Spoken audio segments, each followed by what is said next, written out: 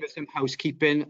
Just to remind everyone that the meeting is being recorded live, and a copy will be uploaded to the council's website over the next couple of days.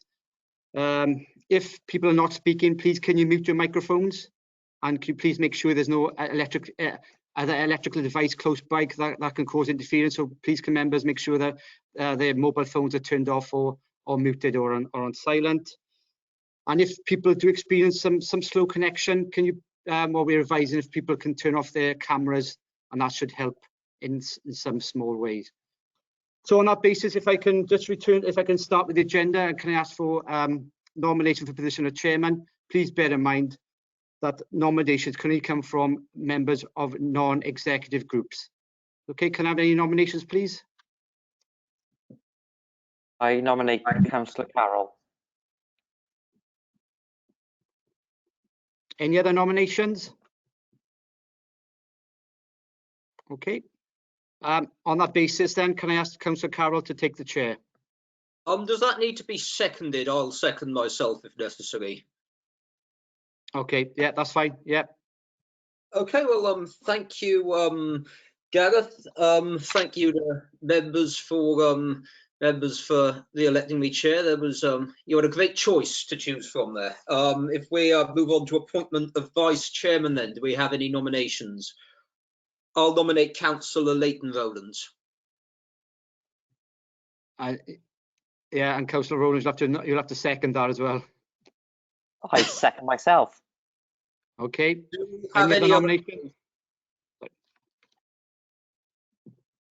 Okay, I'll take that as a no. Councillor Rowlands then is elected as vice chairman. If we move to item 3, then apologies for absence. Obviously, we've got Mr. Lewis. I think everyone else is here, if I'm correct, Gareth. That's correct, Chair. Just Mr. Lewis, yeah. Okay, and if we move on to the minutes of the last meeting held on the 29th of July, are there any points, clarifications, or other issues members would wish to raise? Okay, well, in that case, I'll propose that the minutes be signed off. If I could have a seconder, please. Councillor Norman, thank you for that. And if we move on to item 5, which is to receive declarations of interest, do we have any declarations of interest? Okay, I will take that as a no. On to item 6 then, the reports. First of all, the Audit Wales audit inquiries to those charged with governance and management. Okay, thank you, Chair. I think I'm probably taking this one. As you'll see, the report outlines for you information that we're requested to provide to Audit Wales as part of the audit process for the accounts. You'll see that they're specifically asking for information in relation to fraud, laws and regulations and related parties, and you'll see that Appendix 1, 2 and 3 was our response back to Audit Wales under those 3 headings. You'll note some of the detail in the appendices does talk about a key role that internal audit has in this respect, and also that there are certain reports that we bring through this committee which address some of these issues, such as the complaints report and the whistleblowing report. Also pleasing to note that we are not reporting any instances of fraud in the last financial year, and that we've had no reports from regulatory bodies that we need to bring to the attention of our auditors. So I think the report is fairly self-explanatory. I don't know whether Steve from Audit Wales would want to add anything to that. Yes, please. Thank you, Carys. This is pretty much standard routine sort of assurance we seek from all our audits. This is something that's not unique to the Vale, and is to inform our audit approach, and per the ISAs obtain assurance on certain aspects of the audit that we need to sort of gain assurance upon. And there's nothing arising in this response from the council that is a cause to concern to us or an adverse impact on our audit. That's probably pretty much I can say in regard to that point, I think, Carys, and for the benefit of members.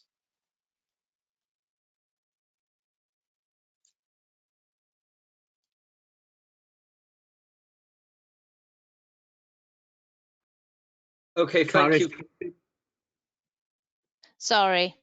So we're just asking committee to receive this report for information and to note its contents. Okay, thank you for that, Caris. Do we have any questions or comments? Okay, I'll take that as a no. It's good news to see that there were no instances of fraud during the year as well, so I think that's something to put on the record. But other than that, are we all happy to note the report as set out in the papers?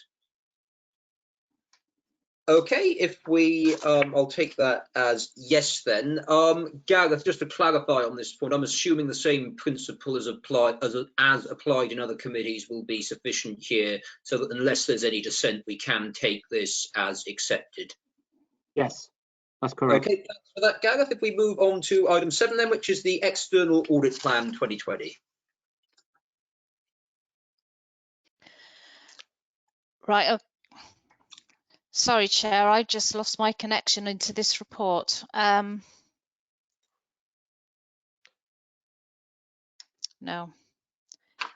Right, Shall sorry. I take this forward, Caris?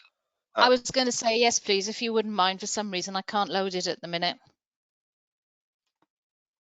Okay, that's not a problem at all. This is our report anyway, but Caris could have introduced it. But at the end of the day, this is, well, rather belatedly, our audit plan for this year. It was actually due to come to a previous audit committee, but other circumstances have sort of halted that, didn't they, in terms of the pandemic? So it is very late, unfortunately, in terms of coming to this audit committee. That doesn't sort of pose any problems in terms of, in terms of the governance aspects in regard to that. Or nor does it pose any issues in regard to our audit. So, but given it still needs to come to this committee, so I'll just briefly run you through the content, although it will be fairly familiar to you, so it's very similar structure and format as it has done in previous years. It picks up, as I say, what we plan to do in terms of the financial audit and also the performance audit. As you well know, I come from a financial audit perspective, so I can pick up on some of the performance audit points. But if there's any questions or queries in regard to the performance audit areas, I'll have to take them forward, unfortunately, and get back to you. But I'll do my best to answer them. We did have the opportunity to update this audit plan in regard to COVID-19, and hence the issue of this report in May. Because that obviously was going to have a huge impact on our audit, which evidently it did, to a greater or lesser extent than what we expected. And there's some commentary there included in the audit plan in terms of the anticipated impacts. And this largely talks about the impact being the fact we'd have to be flexible and we'd have to work with audited bodies in terms of undertaking our audit work, and also being sensitive to the needs of audited bodies, because obviously the circumstances was making life very difficult for all concerned, really. So there's a bit of commentary there in regard to the COVID-19 pandemic. The next section moves on to the audit of the financial statements. And here it talks about our requirements to undertake the audit, and there's some commentary there in regard to that, which again is similar to what you would have seen in previous years. And then the report then refers to some particular financial audit risks that we'll need to undertake in undertaking our audit. The first one is badged up as a significant risk, but this is again a significant risk for every financial audit we undertake. Per the ISAs, is something we can't rebut. It is a significant risk, as I say, for every financial audit, and that's the risk of management override, and that's the risk of management potentially manipulating the accounts. Now, as I say, this isn't a reflection of what we perceive as a risk at the Vale of Glamorgan, not by any means. It is just a standard audit procedure, audit risk rather, we need to consider when we devise our audit procedures and undertaking our audit work. Then there's some other areas for audit attention, which are more specific, if you like, to the Vale of Glamorgan. The first one relates to the school and pension fund arrangements, and that's largely because there's a number of schools within the council that don't use the council to administer their payroll. So we have had to sort of consider certain audit procedures to obtain assurance on those payrolls, or each of those payrolls rather, because they are all material to our financial audit opinion rather. The second point relates to McLeod, which is something you're probably well versed on now, because this has come up over the last few years in regard to our audit work. And this was just keeping a track of developments in terms of McLeod, in terms of the impact that's going to have on our audit. We'll come on to that shortly, actually. And then obviously there's some commentary then on COVID, which I've already talked about, and some additional commentary in terms of ensuring that we liaise with other local authority auditors to ensure that the financial transactions in regard to the Cardiff City deal are captured. And so finally, there's some information there on leases, but that work has been postponed as a result of the COVID-19 pandemic. Then we come on to the section in regard to performance audit. Like I said, I'm probably not ideally placed to comment on this, but if there are any, this particular section, but if there are any questions concerning this, I'm obviously very happy to take them back to the performance audit team. The next section then refers to the grant claims work, which we will be undertaking for this year. And in fact, we are about to commence that work. The key thing to perhaps bear in mind here in regard to the grant certification work is that the shape and extent of that work for this financial year is going to be far less than what we've been required to undertake in other years. In so much as the housing benefits claim is still required, the teacher's pension claim is still required to be require audit certification, as is your NNDR return. Or the more routine Welsh Government grant certification work is no longer required. That said, the housing benefit claim takes up the lion's share of our sort of audit time in regard to grant certification work. Probably makes up like 90% or so of the audit time. So it's not going to have a huge impact, if you like, in terms of the audit fee, or the expected audit fee, I should say. In terms of the audit team then, section, I'm just pleased to say really, ultimately, that there's been no significant changes. The only change to note is Rachel, as you know, has joined the audit team, and who you've already met. It feels slightly odd in some respects talking about this audit plan at such a belated stage, because you've obviously met Rachel, but that's just as obviously flagged that key change to the team. In terms of the audit fee then, as you can see, from Exhibit 3, the fees have actually kind of proposed to reduce from the fees in the prior year. That's largely due, as I said, to the expected reduction in the grant certification work. That's pretty much it in terms of a very rapid run through the audit plan. Before we go on to the next segment, there's an addendum issued to the audit plan. I'd be very happy to take any questions you might have on the plan, or if indeed there's anything you wish me to take back to my performance audit colleagues. Okay, thank you for that, Steve. I see Councillor Johnson has indicated he would wish to speak, so I'll go to Councillor Johnson first. Thank you, Chair. Thank you, Steve, for the report. Obviously, these are unprecedented times, and I think everything that we deal with tonight is going to have to take into consideration impact of COVID. It's almost at this stage of the pandemic, it's almost taken as read that things aren't acting normally. There's two areas I just wanted to just clarify, not necessarily for Steve perhaps, but more maybe as much for Caris, around the number of schools which are not part of our payroll and pension, and whether there was any moves, why that is, and whether any moves to align those, because clearly that's an additional level of work for something which is largely the same for everybody except for these. So I'm interested to know why those exceptions still exist, as it were, if there's any moves to bring them in. And the other is just the IFRS 16 leases, which I think Steve said are not being conducted this year, but I just think that's worth just unpacking what that refers to, because although I have heard of that before, I think we've discussed it before, it doesn't instantly spring to mind. Thanks. I'm quite happy to take that question with regard to the school payrolls. I think you touched on it. Some of these are historic and have not been with the council now for a number of years. With regards to, is any work being done to bring them back on in with the council? I think it's safe to say that our HR colleagues do speak to them on a fairly regular basis to see whether or not they would be interested in using our payroll services, but both schools have decided that they don't want to, and that's their decision.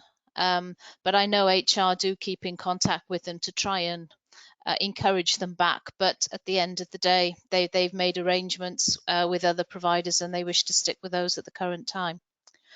In relation to the leases issue, Gemma, would you be able to help out with that one, please?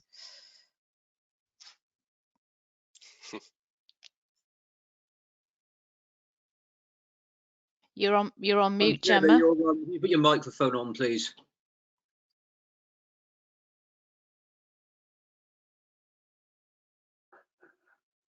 Okay, Gareth, I think that must be a an issue with the system. I think no, she's unmuted on my system, so unless there's an issue with Gemma's microphone, I'm not sure. Gemma, can you wave?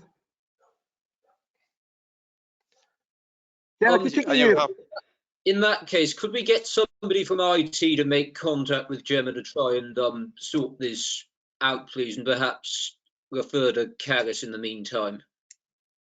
Okay. Are you happy for me to provide? I can provide a bit of commentary on this. It's after all, it is an hour. In the meantime, Gemma might sort out her IT glitches there. Basically, in the past, well, for as long as I can remember, really, there's always been a distinction between leases in terms of how they're accounted for.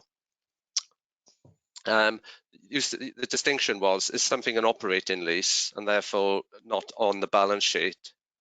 Or is it a finance lease and therefore it is on the balance sheet? Now, IFRS 16 is changing all of that. It's a bit of a game changer, really, in terms of how leases are accounted for. It basically means that all leases, if it's subject to certain requirements, such as being over a certain value, should all be recognised on the balance sheet with a corresponding liability. So both the asset in value of the lease, plus the corresponding liabilities are recognised on the council's balance sheet. That's the key change. And the big implication of that upon the council is the fact that a large exercise really needs to be undertaken, which I think has commenced. You know, we've had discussions with this with the Vale officers, but the exercise needs to be undertaken to identify all the leases in the council to determine, first of all, is it above the threshold, and secondly, you know, well, first of all, the first thing that I guess to check is, does it exist? What leases exist? And then is it above the threshold? And then thirdly, the accounting treatment. It is a large exercise. I don't think it should be underestimated because it's when you consider the schools and the complexities of the council. But and there are also embedded leases that might need consideration.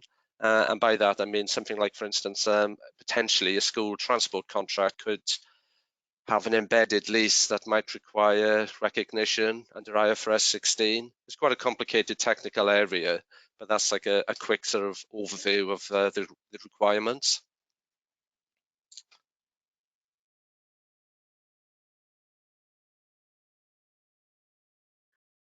Okay, thank you for that, Steve. I understand that Councillor Wilson wishes to speak.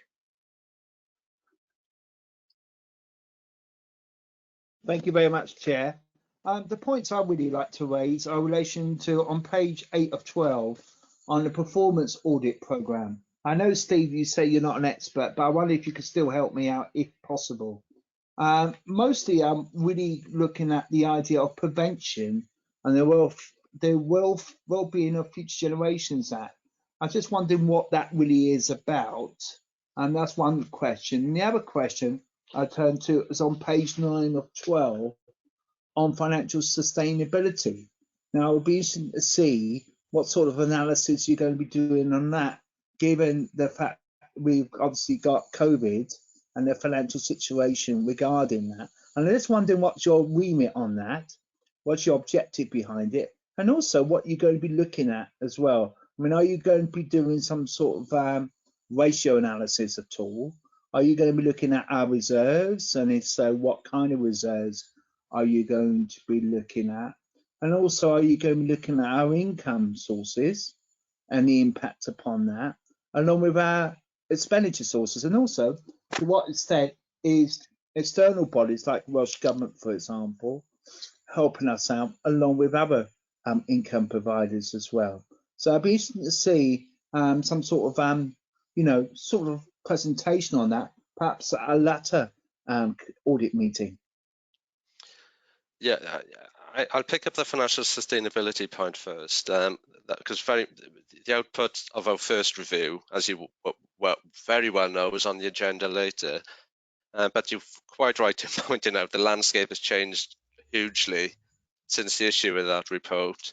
And whilst we always plan to follow up that financial sustainability work with some follow-up work, it's what we intended to do is now subject to huge change. The scope of that work is subject to huge amendment. I can see Anthony's joining us now, by the way. Anthony might be able to add further commentary on this in a moment and add a bit more colour and context. But yes, the scope of it is still to be determined. I haven't seen it yet, to be honest, but you can guarantee it's going to take on a much different form to what was planned 6, 7, 8 months ago. But once we get further information upon the scope of that actual work, we can bring that to this committee potentially, if that's something you're interested in. Councillor Wilson. Yes, I would be very interested in that.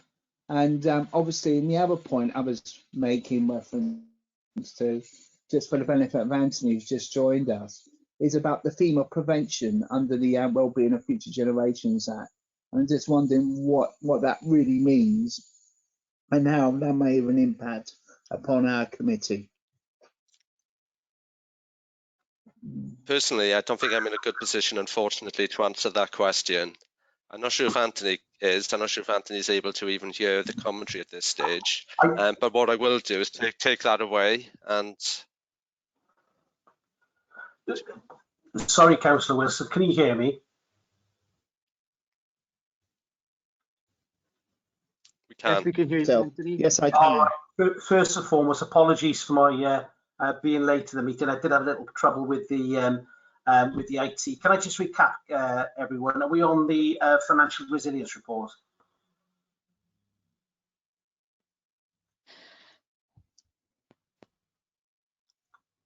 We're on the external audit Anthony, plan. We're on the external audit plan. Okay. Yeah. If I just recap for Anthony's sake, we're on the audit plan. Councillor Wilson has raised 2 questions. One relates to the wellbeing of future generations work, and particularly what does that mean in terms of prevention, which is what's referred to in the plan. I've said, unfortunately, I'm unable to answer that, but I will take that away and do my best to answer that with performance audit colleagues. And the second question was in regard to the scope of the financial sustainability work. And I provided some commentary about the fact that what we intended to do is going to be changed drastically as a result of COVID-19. But the scope of that work is yet to be determined. But you might have some further information on that, Anthony, which I haven't got sight of. Councillor Wilson, in terms of your last question regarding the financial resilience report, we've got a report on the agenda later today. And when I present that report, I'll give an update in terms of the next stage, in terms of what we're doing currently in terms of the financial resilience stuff, because there is a report due out from us on an all Wales basis in early October, which brings the position right up to date in terms of the COVID implications of finances in terms of local authorities across Wales. To revert back to your initial question regarding prevention, it's a good one. It fundamentally underpins the WFG objectives. In terms of the work that we'll do, and that's something that we're yet to conclude with the council in terms of which area we'll be looking at. That's all we know at the minute, is that it will be a theme. The theme would be prevention, and that's something that we just got to have a further discussion on with officers of the council.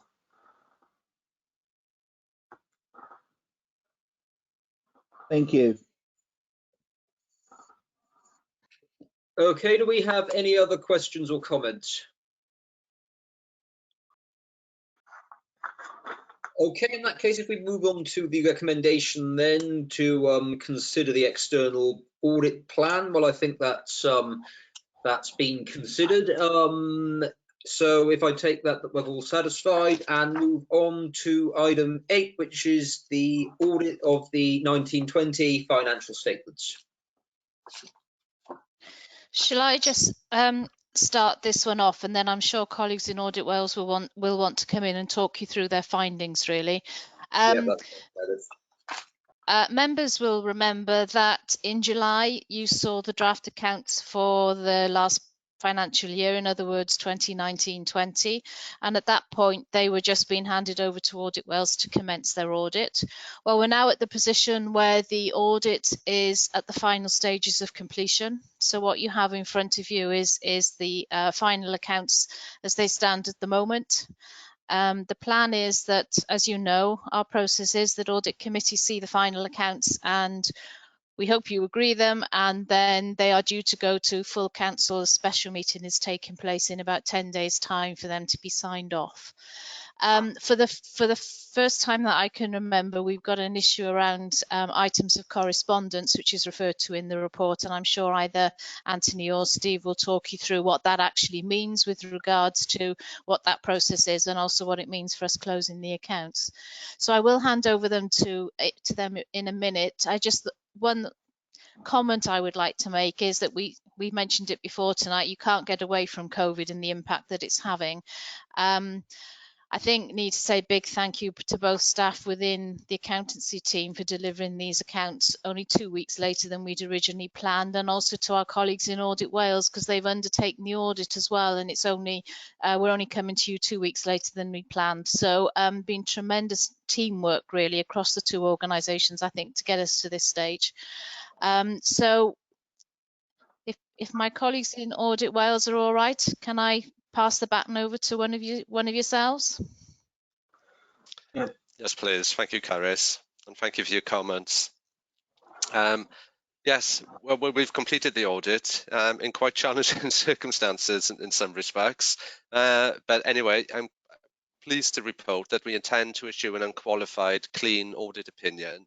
However, as Caris quite rightly pointed out, we're currently unable to close the audit and issue an audit certificate due to some matters raised in regard to correspondence from local electors.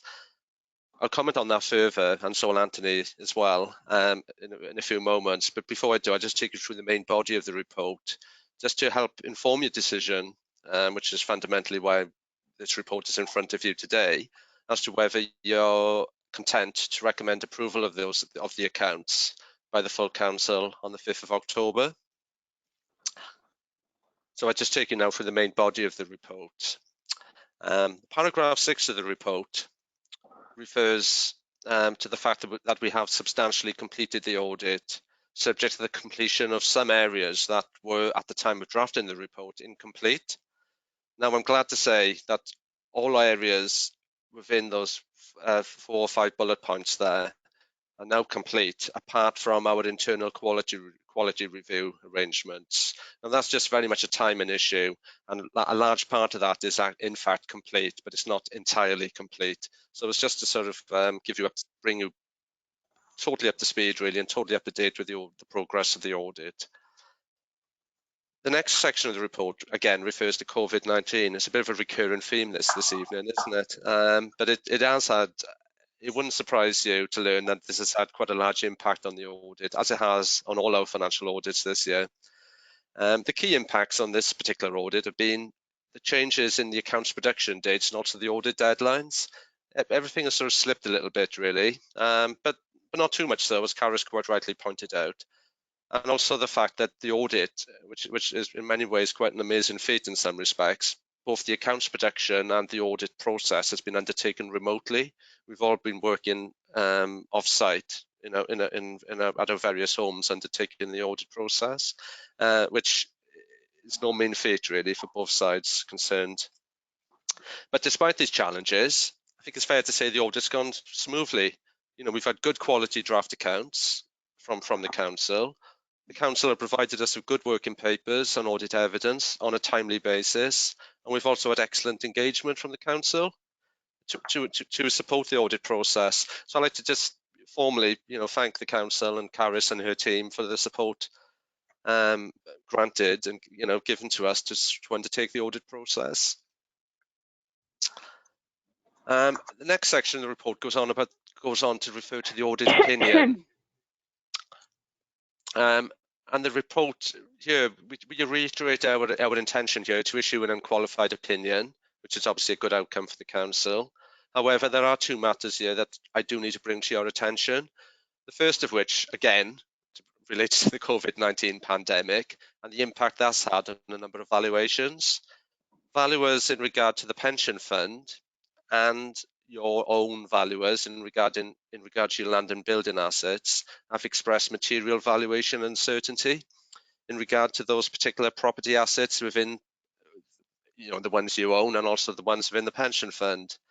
So as a result, there's been disclosures included within the accounts for this and also related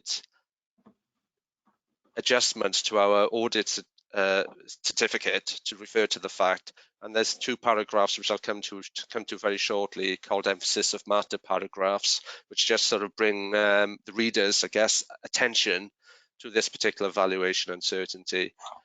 Our opinion remains unqualified. It is an emphasis. It's just an emphasis of this particular matter, which a reader of the account should be aware of. Just to reassure you as well, these issues are affecting virtually every local government body, if indeed not every body within Wales at the moment in terms of the public sector. It is a very widespread issue as a result of COVID-19. It's impacted on most of my audits, in fact. The second point I need to refer you to in regard to our audit opinion is the fact that we're currently unable to formally close the audit. This is due to some issues raised by local electors. And whilst we are satisfied that these issues don't have a material impact on the accounts, we do need to undertake further audit work to review these matters. And so we cannot yet, unfortunately, for the council, certify the completion of the audit. I'll stop there for a moment. I'm not sure if Anthony will wish to add anything to that particular point. I will come in there if I may, Chair.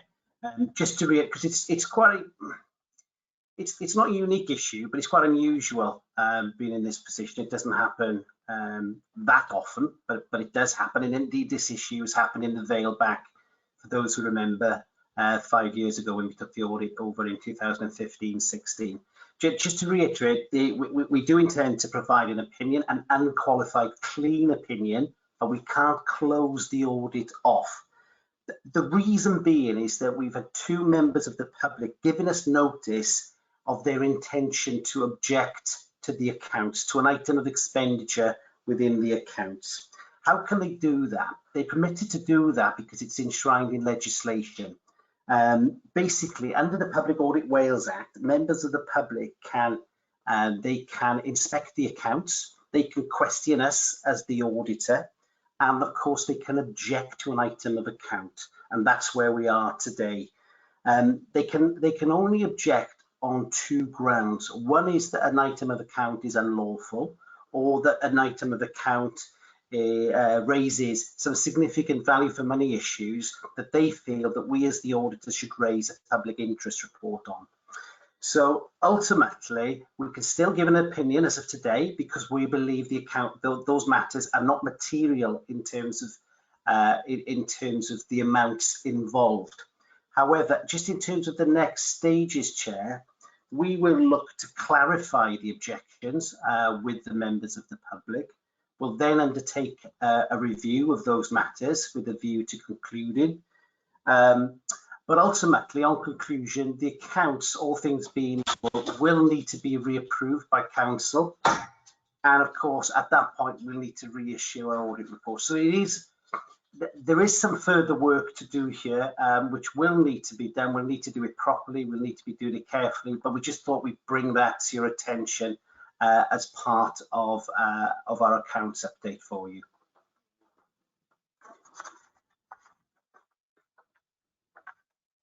Thank you, Anthony. All right, Chair, shall I stop now for a moment to take the question from Councillor Johnson? At this point, please, would that be okay, Steve? I'll start with Councillor Johnson.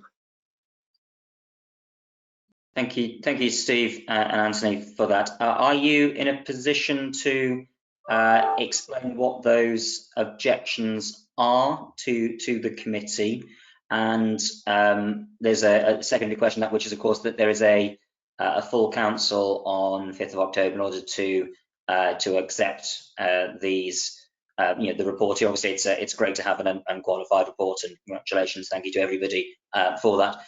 But from our governance perspective, it seems a little bit weird to have a meeting at which we will sit around and probably praise everybody for the hard work they've done in getting this in order, considering the circumstances in which it's done, whilst at the same time not be able to actually pass that subject to the work that's still being carried out and what's in the recommendation here, which I think is what Karis is going to say, which is about the giving us delegated responsibility. It just seems strange to be having a meeting which isn't actually maybe able to make the final decision, and then us having to have a meeting in order to make that final decision. So I'm just clarifying that in my head from our governance perspective, why we're rushing into a meeting when actually it hasn't been closed down. So there's two questions in there, one I think for Anthony and one perhaps for Karis or the administration. Thank you. Chair, if I could pick up certainly the first question from Councillor Johnson. We're in the process, Councillor, of carefully clarifying the nature of the two objections with both members of the public. It's really important that we do that so we don't go down the wrong path and invest money into any sort of review whereby we're not clear right from the outset exactly what we're looking at and the scope of that review. Saying that, I think what I can tell you is that the first objection is in relation to a highways works matter. The second objection is probably a number of issues, but primarily matters in relation to highways and travel schemes. So I hope you appreciate, I can't go into too much detail because I don't want to put us in a difficult position with the two members of the public as we are still clarifying, but I hope that gives you a feel for the direction of travel in which these queries are based on. We have done a review in so much as we are able to quantify to a certain extent that the potential values involved in these transactions. Hence, we will be able to give an opinion as of just after the 5th of October. If I could just come in there, Anthony, I'd be happy to raise this again under part 2 if you could perhaps provide some more information then that wouldn't, for various reasons, couldn't be in the public domain. I do think it's important that this committee is kept fully up to date on these issues, regardless of whether you think it's going to not be a problem in the long run. So would that be an option? It's not so much a matter of not being a problem, I think, in the long run. Worst case scenario, we know that the amount won't impact on the financial statements from a materiality perspective. But I think, I'll be brutally honest with the committee. I mean, ultimately, when we review these matters, we're faced with two questions following the conclusion of our work. One is, do we issue a public interest report? Or two, if we think an item of account is unlawful, do we declare that matter to the court to try and put the matter right? Now, they're quite extreme circumstances, but these are the options that are available to us. If we don't go down those routes, we are permitted in law to explain our rationale for doing whatever course of action we're doing to those members of the public.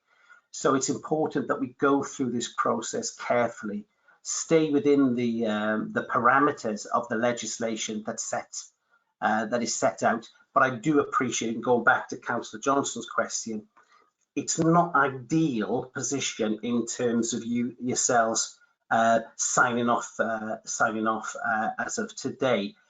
And I would suggest, and again, this is a matter for you as the committee, you would potentially sign off, providing you were comfortable enough to do so, but it would be subject to the eventual satisfactory closure of the audit. If we close the audit today, then basically nobody can challenge any item of the account. That's why we have to leave the accounts themselves open, for want of a word, to enable these members of the public to take the right advantage of the legislation as it stands.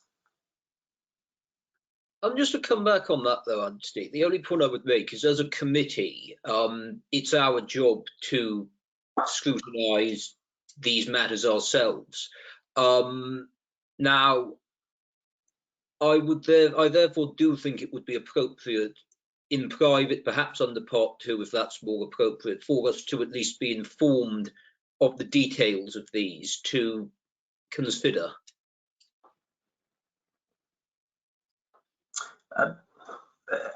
Again, Chair, I'm more than happy to go into a private session, and I'll do my best to furnish you with as much information as I possibly can.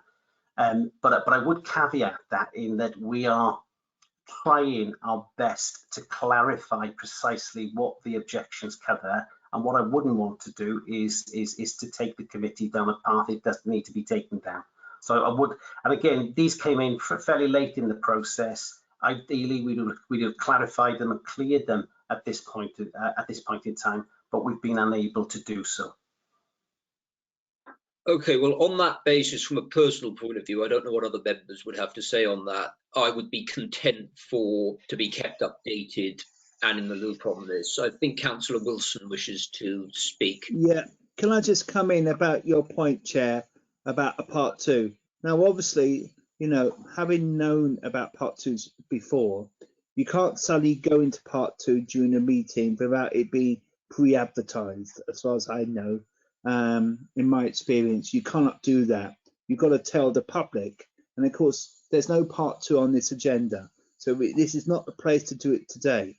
Not unless you have pre-decided, Chair, that you want to do it, but my understanding is you need prior notification to do that. You can't suddenly decide to do it during the course of an event. But obviously we've got Democratic who can give us an expertise on that point, because obviously that's something that we do need to think about. Secondly, of course, my point, I know it hasn't yet been answered. I know what Councillor Johnson was saying about the point of the special meeting. Now, obviously, the special meeting is, as far as I can see, is to approve the accounts. But obviously, we can only approve the accounts subject to that caveat. And I think the caveat is obviously dependent upon the investigation. That will probably be an initial investigation that will be carried out by Audit Wales. Now, obviously, Audit Wales will need to be satisfied that there is a case to answer by these two letters of opinion about the accounts. I mean, and obviously, they need to find out what the remit is and does it affect the accounts? We don't know. But Councillor Cowell is right in the sense that we need to be kept abreast of it, because it may involve other areas of audit that maybe need to be looked at. But again, it may have no material consideration upon the closure of the accounts.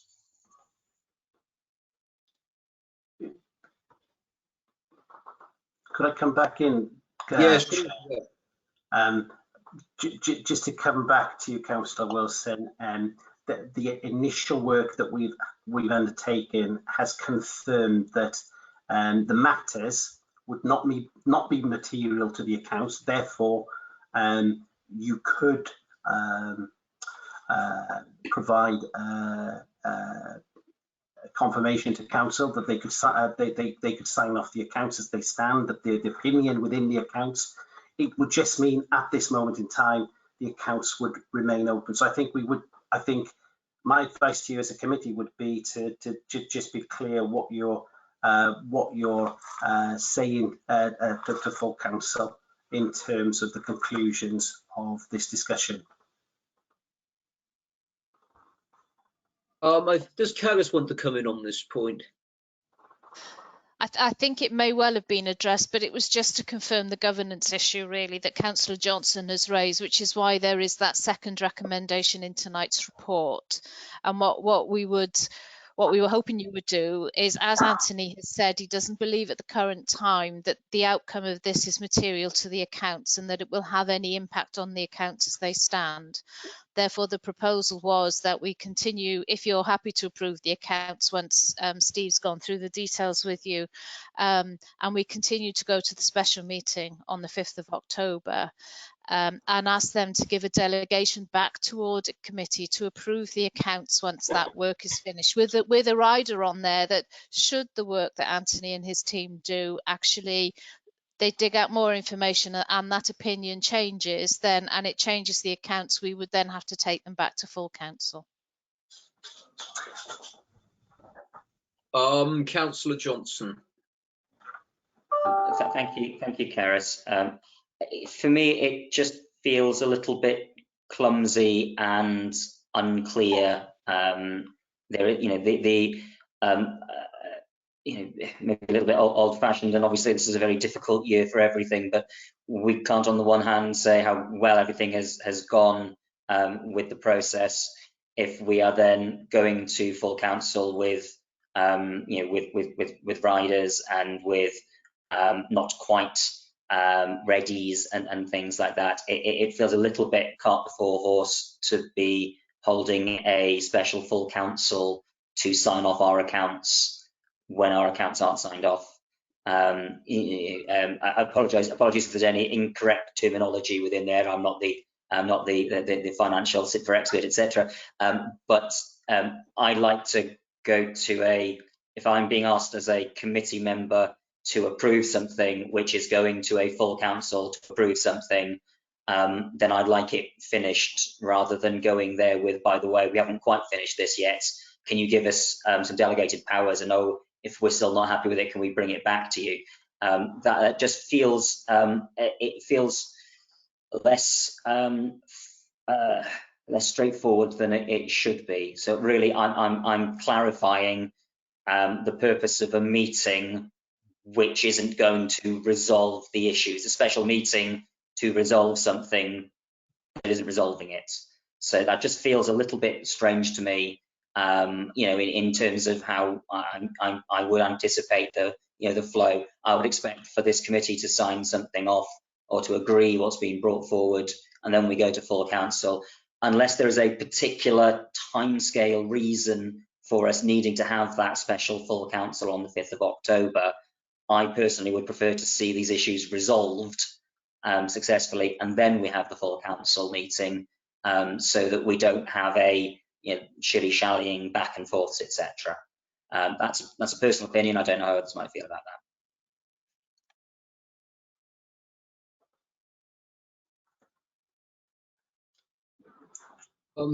Carys, did you want to come back in on that?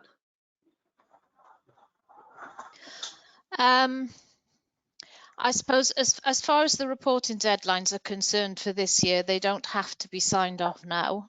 They have been extended because of COVID. I think that our view is that the accounts are complete now, apart from just resolving these two issues, neither of which financially are material. And currently, we do not think they're going to impact on the accounts, that they will not change. I would like to get the accounts agreed if we can. The longer they remain open, the more difficult they are for us to deal with. But I do understand the point that you are making, and that it feels a bit clumsy. It was put forward really as a solution to an abnormal issue that we've not really dealt with in this way before. I don't know whether Anthony's got a view on from an Audit Wales perspective, they've lined up dates for signing off the accounts. Whether or not it impacts on those proposals, I don't know whether he'd want to comment on that. Yeah. Thank you, Karen. And again, notwithstanding your own views, Councillor Johnson, our expectation, if that's the right word to use, would be that following this audit committee, the accounts would find their way to full council, and they'd be asked to approve the accounts because the opinion has been given by ourselves as the external auditor that the accounts are true and fair, but we're unable to close the audit due to these two items of correspondence that are currently being reviewed. They are not material to the opinion, otherwise we would not be given an opinion on your accounts at this point in time. That's traditionally what happens elsewhere when matters such as this arise, and it's also what happened back in 2014-15 when your previous auditors finalised those accounts back at that point. And if those who have been on the committee long enough will remember that we actually signed off 2 sets of accounts in one fell swoop with council as a result of that. That's not in any way to say what you're suggesting isn't appropriate, Councillor Johnson. This legislation is years old. It is clunky. It is a bit clumsy. I acknowledge that. But ultimately, my personal perspective in terms of what I've seen elsewhere would be to follow Caris's perspective, take it to council. Yes, they would need to be reapproved, but we could do that as soon as practically possible. I think there are a couple of members wishing to come in. Councillor Wilson and then Vice Chairman.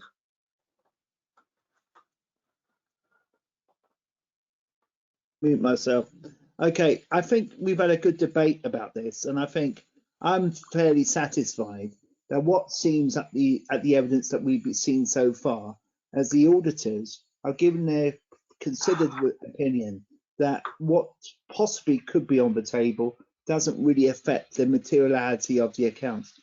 Bearing in mind that I don't see a problem of it going to special council, really, for it to be closed off. As Caris rightly said, we like to close it off. You have said, well, the audit office has also said that as well. It would cause you more issues if it remains open. I am very happy with that at the moment. Obviously, if things change, they change. Obviously, you mentioned about timescale. Obviously, the timescale will be as long as a piece of chalk. If we don't find much, it's not really relevant. We could close it down pretty quickly. If it's something bigger, then obviously it will take more time and more investigations. And that's what, as rightly has been said to the chairman, is that we will be kept informed of that matter. I'm happy with that. And really, to be honest, if we need to call a special audit meeting, then we do so. That could be a way of dealing with it. And as Caris rightly said, we can then delegate the final closure to audit committee to finally consider it. After all, we're going to have a good time, and we could take our time to consider the detail of the accounts at that special meeting, which is an ideal opportunity to express our views, and we can take as long as we like or as little as we like, because that's the only item on the agenda.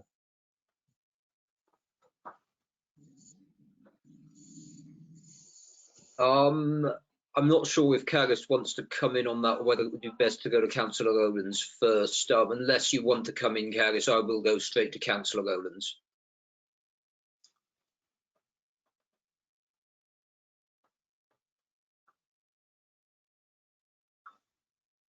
Shall I speak, Chair? Yeah.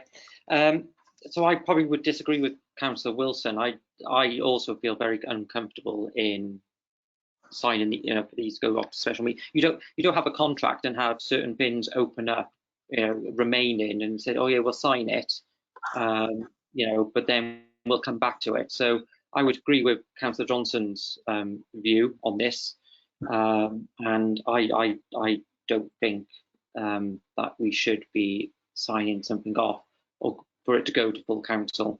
So I would move for a vote, Chair. I would say, Vice Chair, that if there were a time pressure that meant it had to be dealt in this way, then I would perhaps be more understanding. I do struggle personally to comprehend when the question was put, are there time pressures on this, or would we be able to do things? When I say properly, I'm not suggesting that anything improper is being done, but in the standard way. I do feel as though it's not entirely necessary to go down this route when perhaps there is scope for it to go to full council once this issue has been resolved. So given that there being no further questions or comments on this, I think we should put it to a vote. The one recommendation then was that the report be approved. Are members content with that? I personally would not be at this stage. Chair, should we do a call and members can indicate their preference? Yeah. Councillor Wilson wanted to come in on that point. I just want to come in on a matter of procedure, Chair. Are you going to vote on each recommendation for and against? And have you got anything you're moving as an amendment, Chair? Well, I would be happy to move an amendment to I'd obviously have to word that. I'm just going to put the light on now.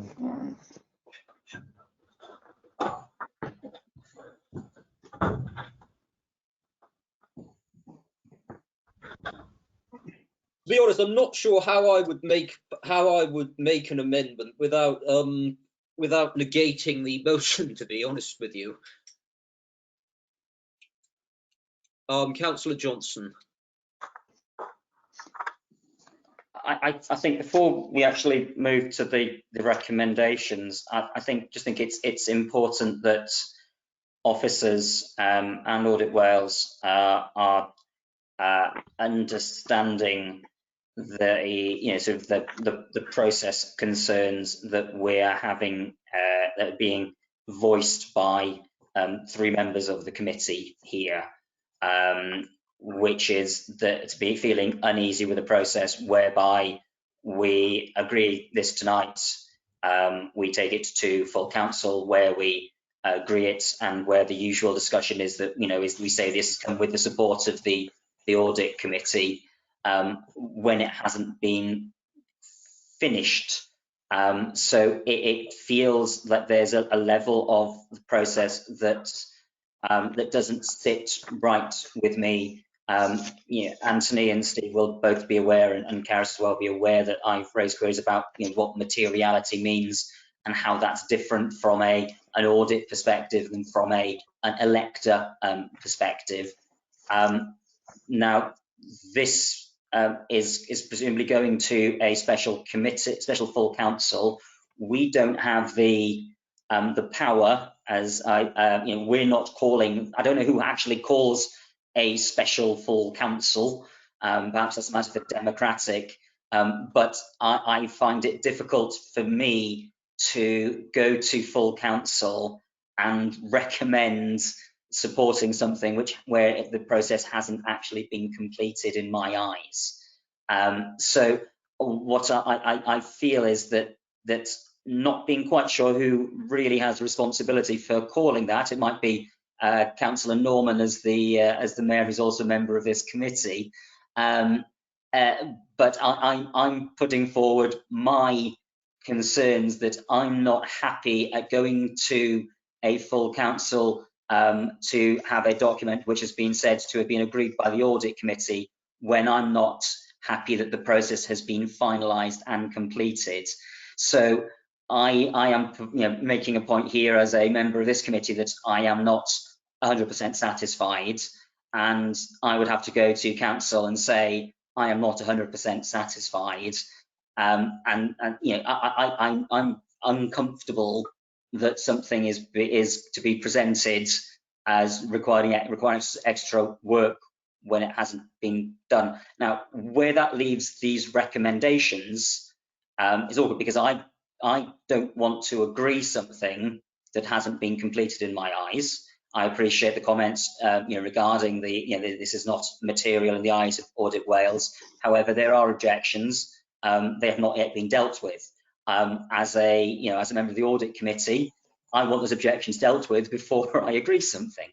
That's, that I feel is actually quite close to the heart of what this committee should be doing. Members of the public, electors, have raised queries. They have not yet been completed.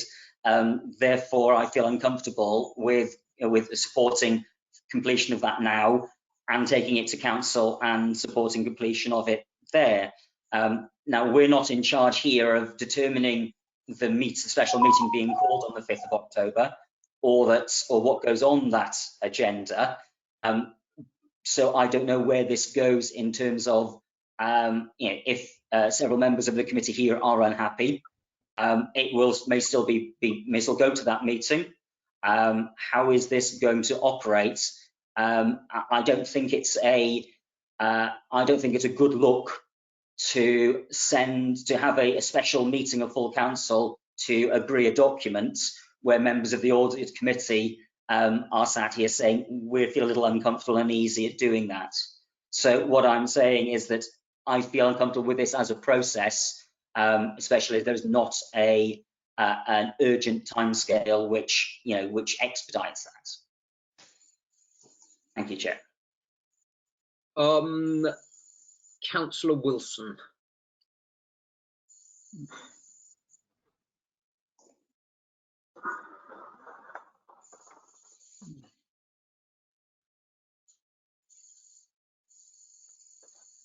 Hello there.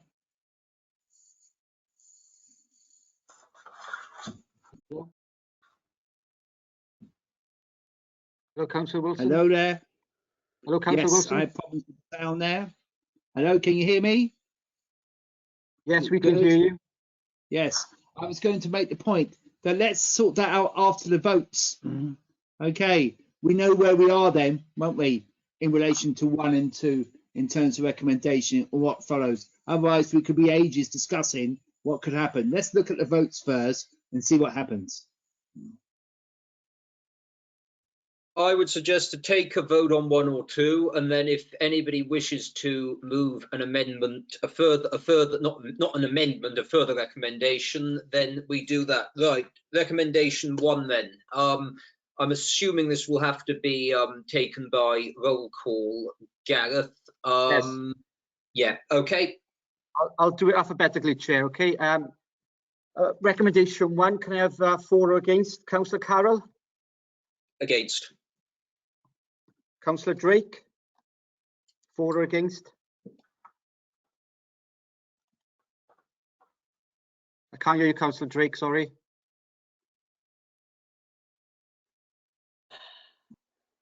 For. Thank you. Councillor Johnson. Against. Councillor MacArthur.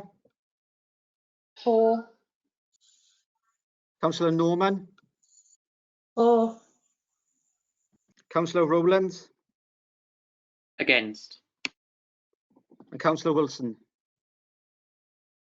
For. Okay, that's 4 for and 3 against. So recommendation 1 is passed. Do you move to recommendation 2? Yes. Could we do the same again, please? Yep. Councillor Carroll, for or against? Against. Councillor Drake. For. Councillor Johnson. For. Okay, Councillor MacArthur. For.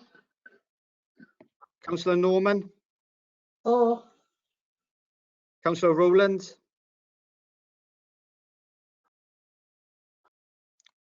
Hello, Councillor Rowlands. Sorry. Against. Okay, and Councillor Wilson. For. Okay, that's 5 for and 2 against. So that recommendation is passed. Councillor Johnson. Thank you, Chair. I just want to put it on record that I think it's a fairly poor reflection that we have a vote on audit recommendations which have gone along the lines of executive versus non-executive. I don't think this shows the council's audit process in a particularly good light. Can I make a point there, Chair? Agreed. Yep. Thank you, Chair. I'm just going to emphasise that my point was based upon the advice to the Welsh Audit Office. And as far as I'm concerned, I am more than satisfied that we are doing the right thing tonight. And it's nothing to do with which side we're on. I'm sorry, Councillor Johnson.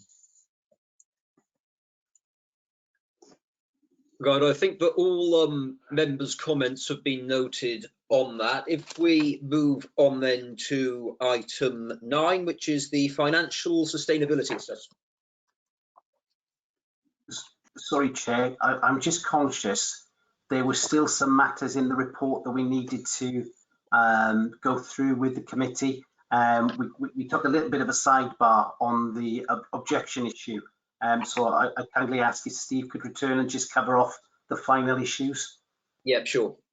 Thank you. Yeah, sure. Thank you, Chair. Yeah, Anthony beat me to it. I was about unmuting myself to raise the very same point. It's not a great deal else to go through, but within the report, I stopped and to hesitate to have that commentary and that discussion about the correspondence matters.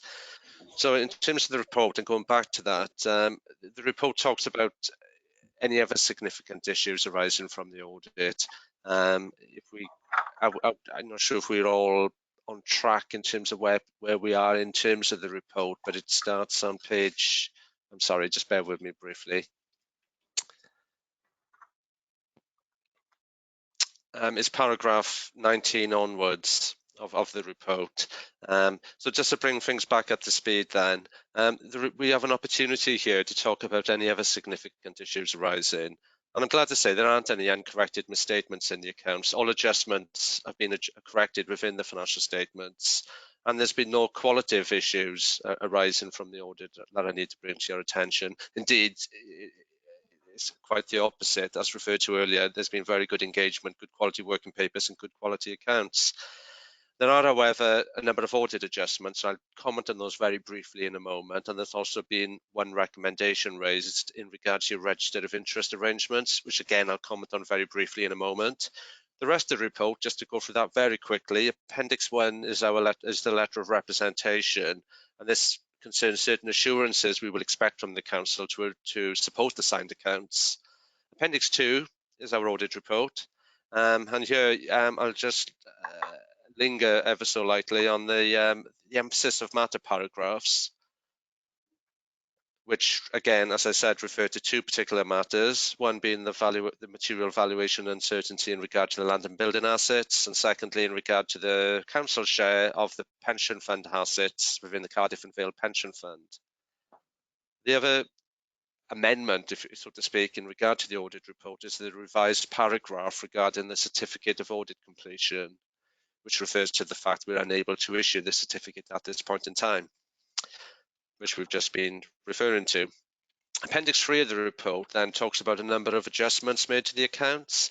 I don't want to go through these in any great detail. None of them are material, but there's three I'll comment on very briefly. One is in the sense that there's an error in regard to how, in terms of the accounts production, in terms of the compilation of the accounts, the figure of 1.4 million would probably appears quite frightening in many respects, but both expenditure and income were both equally overstated by this error. So there's a neutral impact on the accounts. There's been no impact on the bottom line. So I just want to give you that reassurance. There's also another fairly sizable adjustment of £826,000.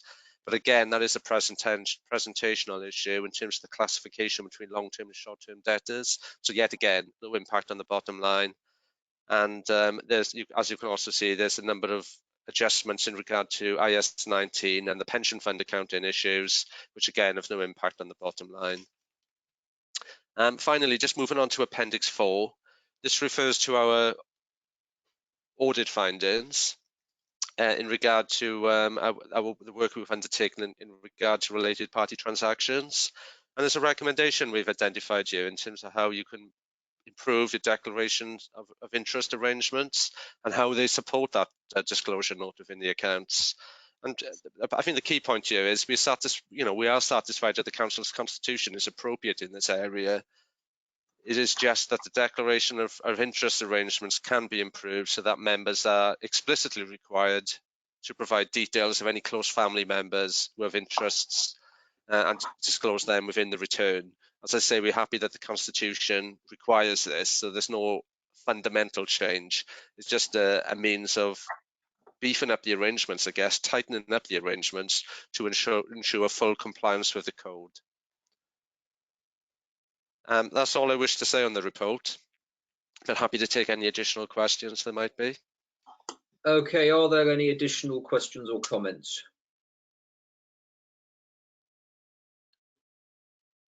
Okay, well, we've obviously approved the recommendations already. If we move on then to item 9, the financial sustainability assessment. I'll take this, Chair, if I may, and I'll be very brief and hopefully to the point on this, Chair. A little bit of context for the committee. This work was undertaken at the back end of 2019. I think we agreed the final report with the council probably February of this year, and we would have then brought the report as it stood pre-COVID to this committee for consideration. I'm just conscious that there's a lot of water that's gone under the bridge since we completed this work in terms of the financial landscape within local authorities as a whole. And as I mentioned to Councillor Wilson earlier, that we're now in the process of issuing a second All Wales report, which is due to be published imminently. That said, we did feel for completeness, this report should be shared with you as the Audit Committee to at least understand our findings that were made at that point in time. And I'll make no bones about it, the report was very positive. It concluded that the council was in a strong financial position, and it made some commentary around how it's built up its level of reserves to enable it to cope with a level of financial resilience, and also in terms of the way it handled its stance on borrowing as well. So there was a lot of positive comments in the report. We did note the fact that there were some elements of the council's arrangements that could be improved, but I think overall the report was a very positive one. Okay, do we have any questions or comments? Councillor Johnson. Thank you, Chair. Thank you, Anthony, for that brief introduction there. I think that, sort of as we did say before you joined the meeting, COVID means that everything has to be taken with a certain sense of its historical place. What I found interesting about this as a historical document was that it does reflect a lot of the comments and discussions that have taken place in the Audit Committee, in full council, and in corporate performance and resources over the last few years. In terms of the discussion that we've had about our high usable reserves, about the levels of borrowing or not, about the levels of planned savings that have been achieved. There's also interesting political undercurrents which work within those, because some of the planned savings have been in areas that, as an opposition councillor, I've disagreed with those savings being made, because they've been at the to the detriment of some of my constituents, I feel, in terms of what was actually being planned. Similarly, I think there's a lot of very interesting takes that we've had over the years about what the appropriate level of reserves should be for a medium-sized council of this nature. And I think it's very interesting. We have to have this discussion.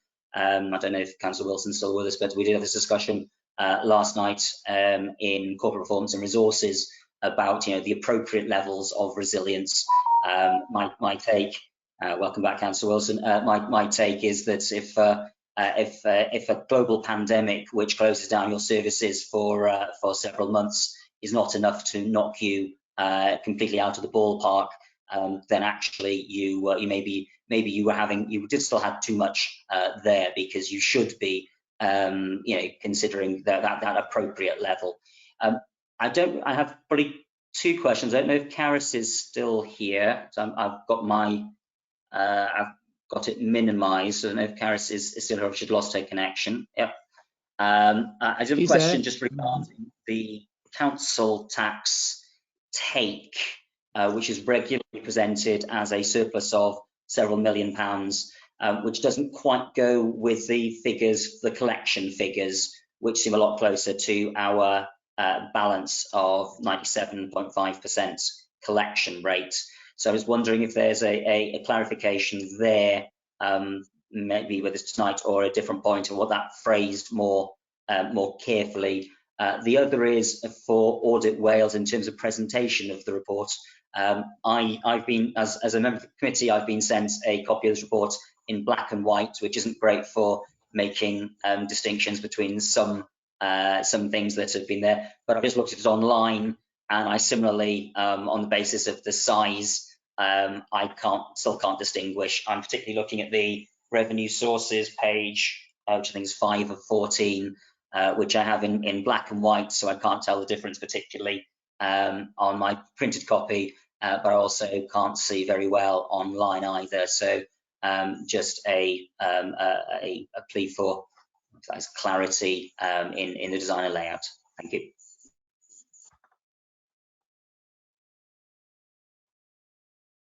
Shall I take that issue then in relation to the council tax collection figures? I can certainly send you some information of the history of that. And some of the issue is around, some of it includes old council tax that we've collected. So when we have the larger figure, that's because it's including some council tax from previous years. Our in-year collection was 97.7%. Against an assumed 97.5. The reason that doesn't equate strictly on our council tax base is because there will be previous year's collections included in that larger figure that we report to committee. Does that make sense? Thank you, Karis. That does make sense. I'm also interested in a clarification regarding how it operates with the precepts that are levied by town community councils and South Wales Police, on the basis that they request a specific amount, but obviously any over collection from us presumably therefore comes entirely to us, and they don't get anything additional above and beyond. So if we if we have a lower, if we have a higher collection rate than we anticipate, then we see the benefit of it. But if we had a lower rate than we set, then we take the hit. Just clarifying if that's how it operates, because it does feel like it's operated in our favour on a regular basis here. Well, the town and community councils and the police, as you say, will set their precept for the year, and that's what they get paid during the year. So any ups or downs on the collection for the year rests with this council. So in the case of this year, for example, not that I want to talk about this year, if our collection is below 97.5%, we take all of the hit, while TCCs and South Wales Police get the figure of which they budgeted. Is that correct? That's what I believe, yeah.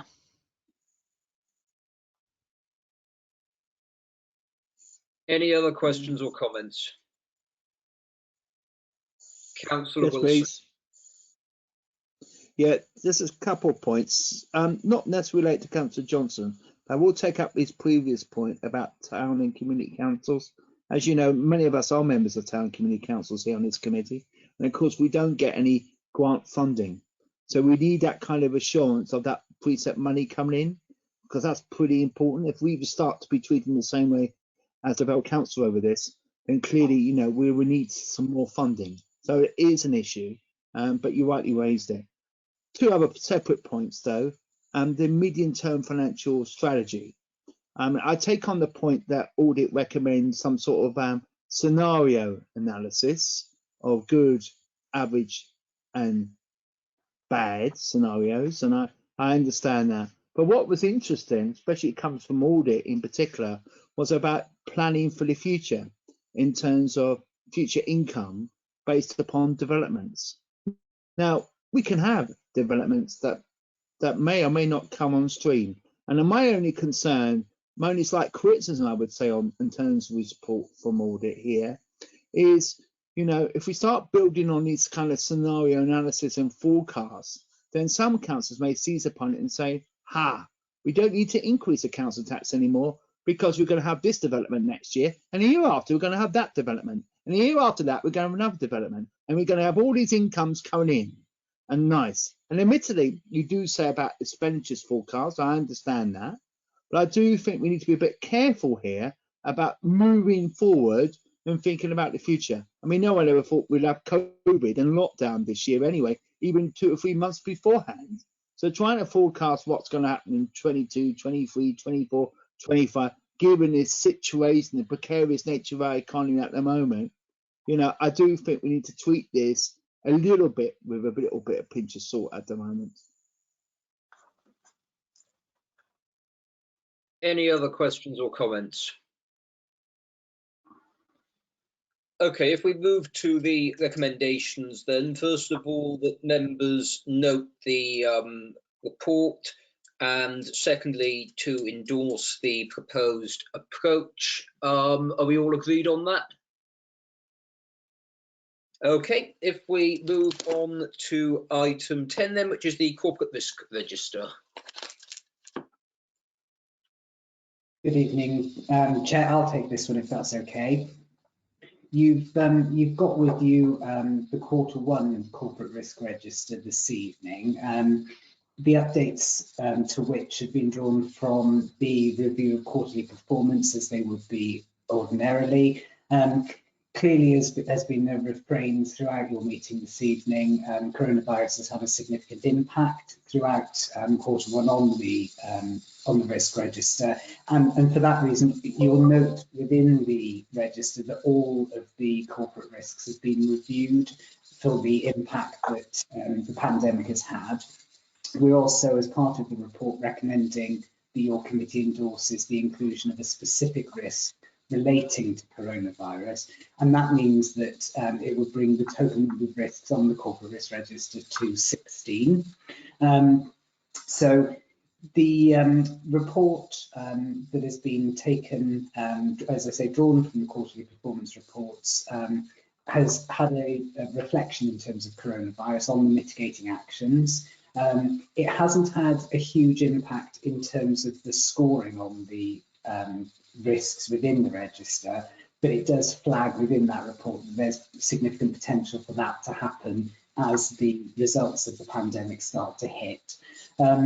As usual, the report gives you a summary of what's happened within the quarter. In terms of future forecast direction of travel, the risks associated with Brexit, environmental sustainability and welfare reform are forecast to increase over time, whilst the information security, waste and integrated health and social care risks are forecast to decrease over time.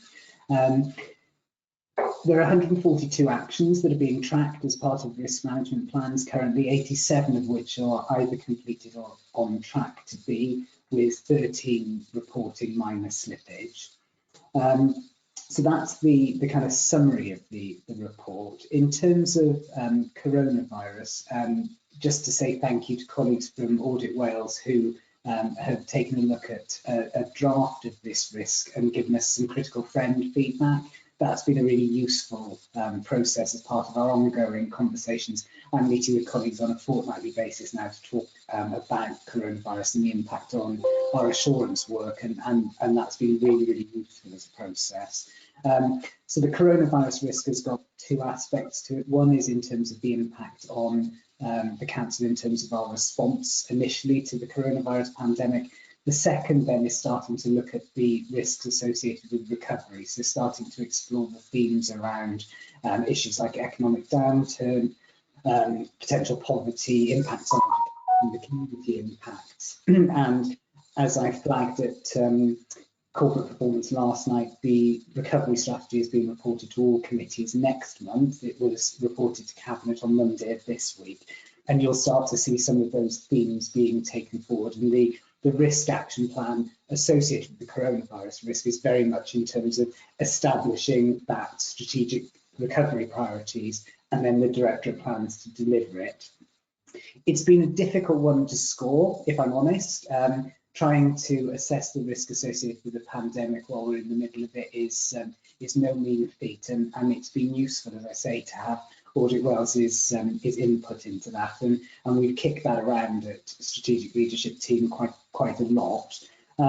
It's scored currently medium high, which on balance feels probably about right in terms of where we are currently. But as I say, we've indicated that the future direction of travel against that risk is for it to increase as we start to see the effects kick in the coming months. So what we're recommending as part of this report is obviously we'll keep a very close eye on that one. The other risk that I just wanted to flag to committee in terms of a particular increased forecast direction of travel is around Brexit, with ongoing trade negotiations ahead of December 2020 and the potential uncertainty that has around things like the supply chain impacts on employment and specifically within social care and health settings, especially in light of the pandemic. That one feels that it was worthy to flag to yourselves. But as usual, the report itself has got a summary of the risks. You can see the heat maps which show the distribution of those risks in terms of their ratings, and then gives you by exception where those slippages actually are in terms of exception reporting. So that was just a very quick summary of the report for yourself, Chair.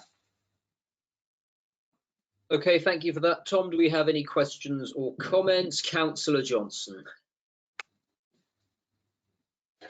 Thank you very much for the report, Tom. Obviously, this is Q1. We are in the last week of Q2 now, so I'm probably looking for clarification on on directions of travel, since this is supposedly relevant, because similar to anything last year's accounts, what happened in April to June also feels quite historical at this point, and I refer to the staff surveys we carried out in June as being, well, how relevant is that? I appreciate that there are two quite cross-cutting and perhaps complementary issues within here regarding both Brexit and the pandemic. So how we I'm interested to hear how you really score those as complementary issues, and then there are, with regards to the more single issue problems, we've discussed in passing last night about issues regarding waste, both from a financial and a delivery perspective. So how that's moved over the summer. A little bit more maybe on the information security risk rating here, which seems high, and I think that needs a little bit of unpacking. And just as a sort of more of a side note, one of the risks identified here is regarding the 21st Century Schools sort of program and school reorganisation investment. I'm aware of delays to the St Barrack waterfront site in Barry as a result of issues with the consortium and the signing of Section 106, etc. I think it's like clarification that those are not, we're not facing systemic issues, or not likely to face systemic issues with any delivery of that over the part of the next year. Thank you. So a few points in there, but I'll be able to pick them up. Thank you. Okay, if I can respond to those, Chair. In terms of the difference between the time you're closing the quarter and then reporting it to you, it's a perennial issue for us. But what I can provide assurance for the committee is that in terms of the scoring and the direction of travel, we do undertake a sense check of those prior to the publication of the register. So we don't firmly stick to if this was the status of the number of actions at the end of Q1, but something significant moves within that the coming months, that we don't reflect that. So in terms of the direction of travels, they're always reviewed quite late before producing the papers to make sure that there's nothing that has happened since the end of the quarter that would materially affect the direction of travel. So there is that slight sense check.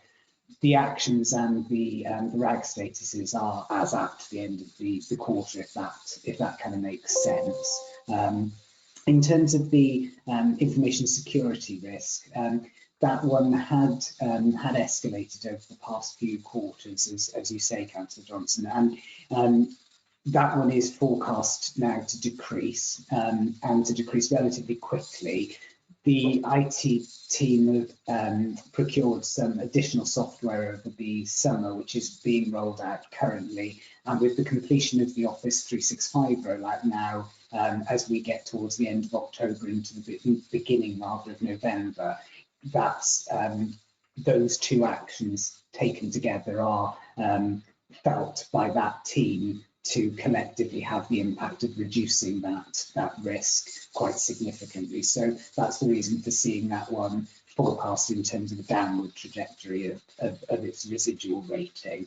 In terms of the waste risk, that one is multifaceted in terms of the risks associated with rolling out the Welsh Government blueprint. Obviously, members will be aware that that's been delayed in Barry in the spring, but is now forecast to be taking place, I think, from the 19th of October. But it also has the aspect within that of commodity prices for recyclable goods once the waste is actually collected, and the inability, I guess, to control the market to understand the value of that recyclable material. So that's the reason for those. In terms of the 21st Century Schools programme, I'll certainly take away to undertake, if that's okay with you, to understand if there's anything else behind that risk. I know that having done the review of the summer with colleagues within 21st Century Schools, that whilst there is the delay that you allude to associated with the developer at St Barrack, the rest of the programme is forecast to be being deliverable and has had probably less impact than we perhaps could have anticipated as a result of the pandemic. But I can certainly take that one away to get a little bit more information, because I'm not as close to the detail on that one as I could be to give you the answer that you need. Councillor Wilson. Yeah, just on a few points there. Some cost-cutting risk themes, I suppose. One of the issues that I'm very worried about is obviously if we have a hard Brexit, and obviously with a hard Brexit, we may have an impact upon supplies. I mean, and given the fact COVID is becoming a more serious issue at the moment, and if the projection of travel continues to go up, it's going to get more and more serious. Hence the demand for respiratory equipment, PPE equipment will go up through the roof, especially in medical areas or high risk areas. And I'm asking the question of the council really, and obviously with the resilience forum and everything, have we really got enough PPE to cover the fact of rapid COVID going up exponentially at the moment? Sorry, excuse me. And also a hard Brexit with possible supply issues there. And really, can the council cope with that, given the fact that we could be facing that situation? The other thing in relation to that, obviously, is COVID, is welfare reform as well. And obviously, as you know, we still haven't had the full impact of welfare reform yet on the Belgium organ. And clearly, to me, that's a major risk going forward, especially with COVID as well. And although we've got some reforms coming up for the Chancellor, we don't know if they're necessarily going to be strong enough or resilient enough to stop unemployment rising, stop more and more people on welfare. So I do think that is a very serious issue. And another issue, which is probably unrelated to that, but nevertheless, I have raised it before, is the additional learning needs bill as well, an act that's going to be implemented in 2021. We know it's been delayed already, but I just wondered, perhaps are we well placed to deal with any litigation or impact upon that, bearing in mind the LEA is responsible for learners or additional learners up to, I think it's up to 25 or even possibly 26 years of age.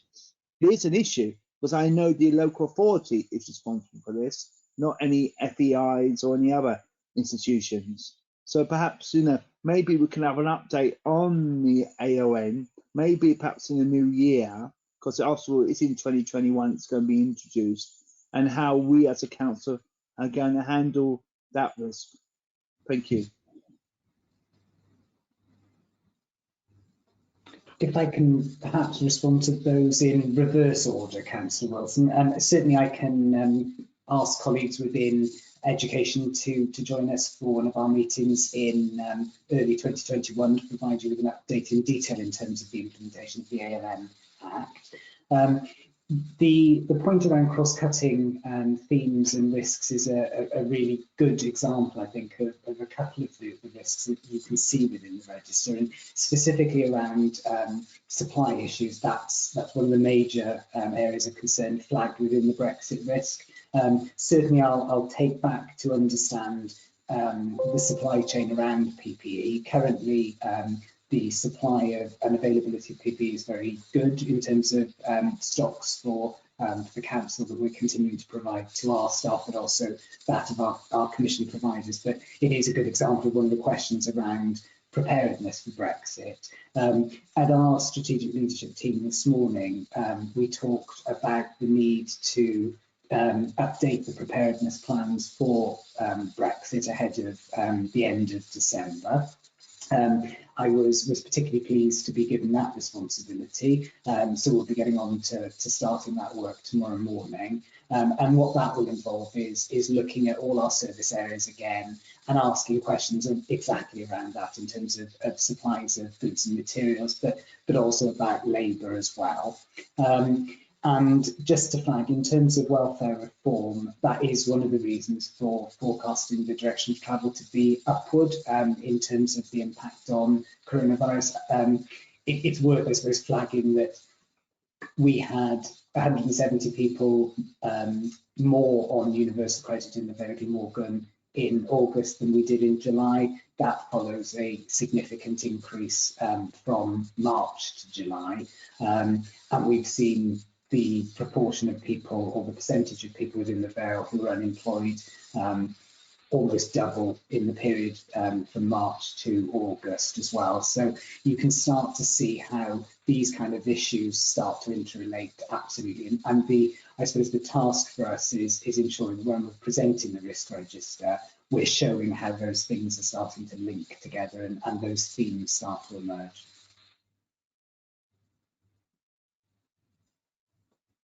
Okay, thank you for that. Tom, do we have any other questions or comments? I think that's Councillor Wilson trying to come in.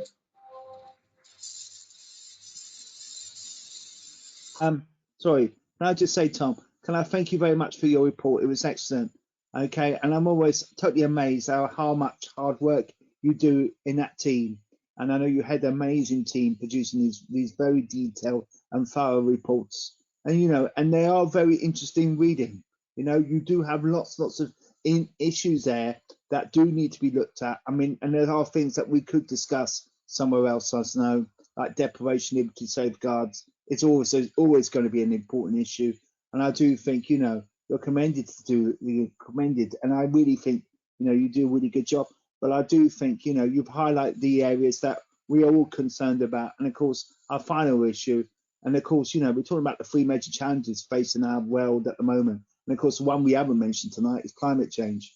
Even if we get over coronavirus and Brexit, we won't necessarily get over climate change very easily. That, to Max, is the major challenge, you know, not just for us, but probably for the entire planet. Thank you. I'll certainly pass on those comments to the team. I have the very easy job of just coming and presenting the report, not having to do the hard work. And we'll get on to climate change next week, Councillor. Okay, I think we'd all echo Mark's comments regarding the work the team have been putting in. It's that if we could put the that on the record. With there being no further questions or comments, then if we move to the recommendations, then the first one to note the position and to refer the report to Cabinet. I'm assuming we're all in agreement on that. Okay, if we move on then to the Corporate Complaints Annual Report. Thank you, Chair. I think I'm going to pick pick that one up. So this is the 6th annual report based on our current 2-stage policy. And the report reviews the Council's complaint handling performance during 2019-20, and also the Public Service Ombudsman for Wales annual letter for the Council, which sets out the volume and performance of the complaints that have been referred to the Ombudsman during the year. So the annual complaints report provides a statistical analysis of the performance. It's not intended to be a detailed qualitative assessment of individual or groups of complaints. However, it can provide key indicators, I think, of performance areas where we're doing really well and those which maybe require a little bit more work. In terms of performance, I guess we're looking at how do we gain insight into the level of citizen satisfaction regarding services that are provided, and understanding how satisfied complainants are with how we handle complaints.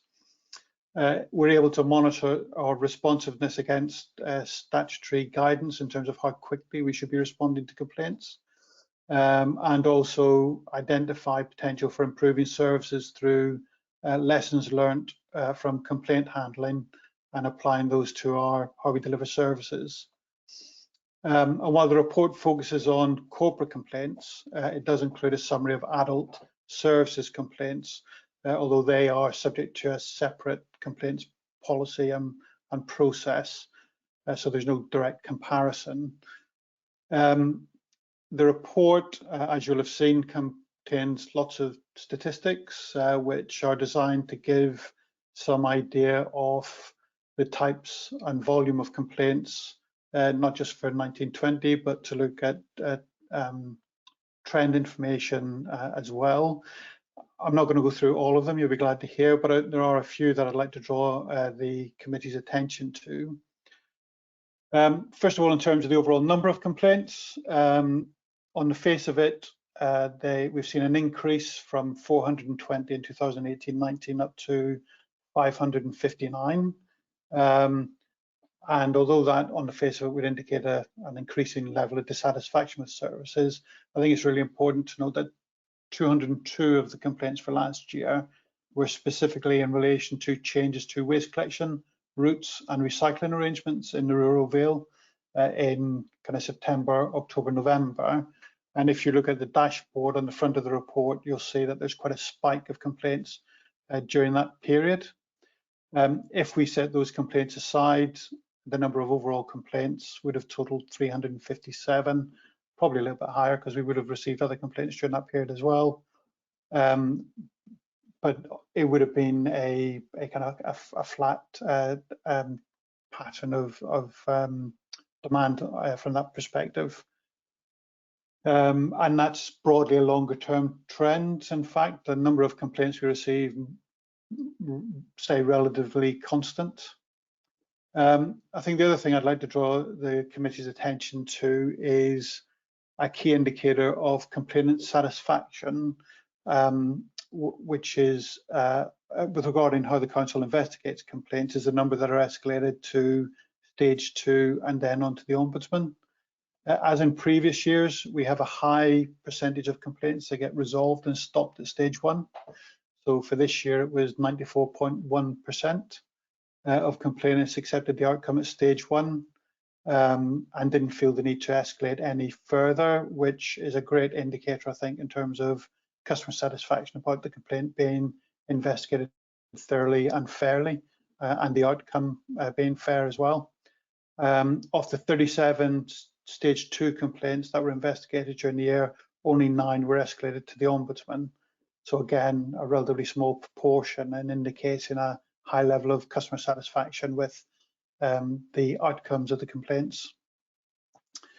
The council's performance against investigation deadlines improved during the year, standing at 68%, completed within target, which is an improvement on the 57% in the previous year. Our policy states that stage 1 should be completed within 10 working days and stage 2 within 20 working days. And although we've seen a significant improvement, I think that's still an area that we could improve on. However, I think it's important to recognise that there are a range of reasons why those targets might be missed. So it may be that we're waiting on information from the customer, for instance. But also we haven't received any complaints during the year regarding the speed of response. So that indicates that although we're missing the targets in some instances in the policy, actually we're meeting customer expectations, which is critical, obviously. But definitely an area that I think we can work on, and in fact our managers in the council have access to the corporate complaints data, real-time data for their area on the Oracle platform, which I think is part of the reason why we've seen an improvement this year. Overall, 59 complaints were upheld or in part during the year, upheld in whole or in part during the year, which is higher than the national average of 42%, which is quoted in the Ombudsman's annual letter. However, we do appear to be meeting the requirements of our statutory bodies with no reports taken into investigation during the year by either the Ombudsman or the Welsh Language Commissioner. So main opportunity for improvement lies with learning from complaints and being able to demonstrate how our services have been improved as a result of receiving complaints. So only 17% of complaints had a learning outcome recorded, and only 38.5% had a cause recorded. Of those that did have a cause recorded, service standards not met was the top item, with around 21% of the total. The two highest recorded learning outcomes were, unsurprisingly, review service standards and then staff training and development. So just in summary, overall, I think the council's performing, or the statistics indicate that the council's performing well. Complainants are satisfied with how the complaints are investigated. We're improving our responsiveness, although we still have to go a little bit further on that. We haven't really seen, when we exclude the kind of one-off events from last year, we haven't seen a significant increase in complaint numbers. And the fact that statutory bodies aren't taking complaints into investigation, I think is a really good indication that our complaint handling is working really well. The Appendix B is the Public Service Ombudsman for Wales annual letter, and it provides comparative and council-specific data relating to matters which have been referred to the Ombudsman from a customer complaints perspective, but also the code of conduct and town and county council complaints, community council complaints. So the Ombudsman has requested that the letter is referred to Cabinet and that feedback is provided. The data in the letter shows that the Ombudsman received 30 complaints in total, or 0.23 complaints per 1,000 residents from the Vale of Glamorgan, which is below the Welsh average of 0.28 and is in the bottom half overall for all Welsh councils. Of the complaints that were received, 7 were for housing, 6 for building control, and those were the two highest. Of the 30 complaints, 18 of those were deemed to be premature, so the customer hadn't been through our local complaints process, hadn't given us the opportunity to resolve the issues, or they were out of jurisdiction. So no complaints were taken into investigation during the period, although 4 were subject to early resolution or voluntary settlement. So we were able to resolve the matter quickly without the Ombudsman having to investigate the issues raised by the complainant. This represents 15% of all the closed cases for the Vale of Glamorgan during the year, which is around the Welsh average of 13%. There were 2 code of conduct complaints received by the Ombudsman during the year, both of which were closed after initial consideration. and there were 7 Town and Community Council complaints, of which 1 was referred to the Standards Committee. The Ombudsman letter requests that the Council engages with the Complaints Standards Authority to provide performance data and to participate in staff training, and we're actively doing that already as we're 6 months into the year. So happy to take any questions on any of that. Okay, I think Councillor Johnson first of all. Thank you, Chair. Sorry, I'm very excited and want to ask lots of questions tonight. Thank you for the report, Tony. As you're aware, there's a lot of statistics within here. From a presentational perspective, I think that can actually make it quite difficult to assimilate all of the information and detail that's here. I'm just wondering, sort of going forward, whether there's opportunities, whether it's, I don't know whether it's layout issues or whether maybe some case studies of what sort of queries and complaints are coming forward and how the council resolved them might be helpful for consolidating our knowledge of this. Maybe it's worth looking at what the Ombudsman or the Welsh Language Commissioner do in presentation, so that we can get a better feel for what's happening in here, because it just feels like a barrage of stats and information, which I quite like. Personally, I like lots of stats, but I think it's quite difficult to really get a handle on something when you start getting into decimal points and you're going, okay, how many actual complaints was that? Then I don't think you're picking up the real vibe of what's going on. In saying that, I think there's lots of really interesting nuggets of information within here, which I'd like to just pick out trying to understand some of the learning. So for a start, there's we have a very low number of recorded learning outcomes, which have dropped again. So those weren't very good before, so I'm wondering why that's increased. Is that to do with the with the change in profile this year to the large number of complaints related to the waste, for example? What is the learning of that? It's a one-off in the sense that it happened once in the rural Vale, but it's now going to happen in Barry in October. Will we see a similar spike? Are those complaints justified? How have those issues that were present in the rural Vale been resolved? So that sort of thing I think would be quite interesting to know and understand. What can I expect in terms of complaints from my local residents when this is rolled out in my patch? That idea of there not being much learning outcomes recorded, what does that affect? If only 1 in 6 are actually being included, does that mean that we're missing out on a wide range of data that could be impacting upon our ability to change and improve, service regimes? So those are 2 points, and my third point is about well, 2 more points very quickly. One is that I do like the way that the Public Service Ombudsman has benchmarked us.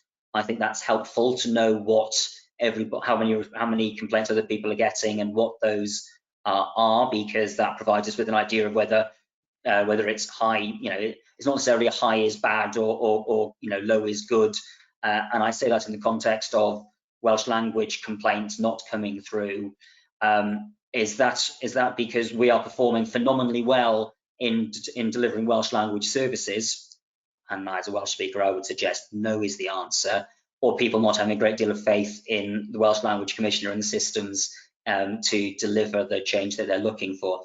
Just as an example, yesterday our social media team linked to adult education courses, and when I clicked the link through, I found that the translation was all over the place, and we had things with the English language words with CY afterwards, where presumably someone was supposed to have overwritten the Welsh and hadn't, and that was live on our website, being tweeted out by our social media, presumably also on Facebook.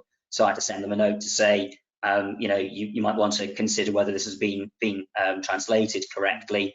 Got a message back from them, but obviously that's me using informal social media channels, which are now more normal and wouldn't come through a Welsh language commissioner standards application complaint, because that isn't an effective use of anyone's time to do that, when really it's an IT issue for us.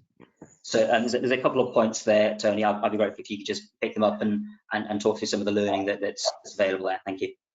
Yeah, well, certainly in terms of the key from our perspective is that the information is provided in a way that draws out the important kind of patterns of statistics in terms of being able to understand how things are changing. And so quite happy to relook at that. I mean, in this report, we've tried to have a balance between the kind of dashboards. So there's the corporate dashboard at the beginning and the directorate dashboards at the back of the report. And you're right, I mean, you could go into a huge amount of detail, but happy to look at how we could maybe use case studies maybe more effectively to bring out some of the key learning to demonstrate what's actually happening on the ground. In terms of the waste management spike last year, are we likely to see it again this year? Well, I know that the project team have learned a lot of lessons from last year. Waste management, I think, account for something like 70% of the total complaints for the council. However, when you look at the number of individual transactions they undertake with customers, then the actual numbers compared to that are quite low. The other thing I would say is that roughly 58% of their complaints were upheld last year. So if that's a kind of an indication of overall kind of service performance. But I would say I would hope to see a reduction in complaints based on the kind of rollout in Barry for this October, albeit that it is a very complicated change in service to achieve. And we would hope that, although we'd hope that things would go smoothly, obviously things do happen.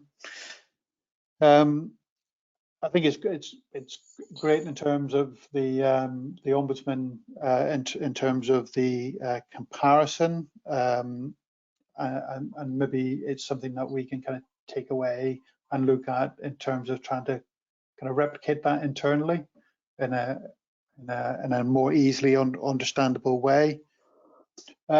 It's always a bit tricky with complaints because you only know what you know to some extent, and you don't know whether there are unsatisfied people out there, whether it's Welsh language or any other aspect of the service, who don't complain because they're apathetic or don't know how to complain. The other thing I would say is we do advertise the complaints process on our website. We have leaflets at reception points when they're open, and we try to make it as easy as possible for people to complain.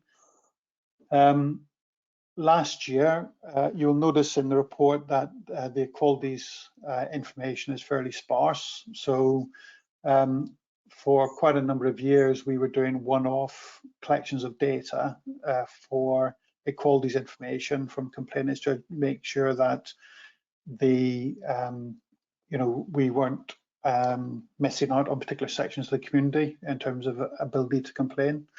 So last year we tried to look at collecting that information on an ongoing basis, so sending out equalities information with leaflets, with each individual complaint, and also having an online equalities form for people who made their complaint online.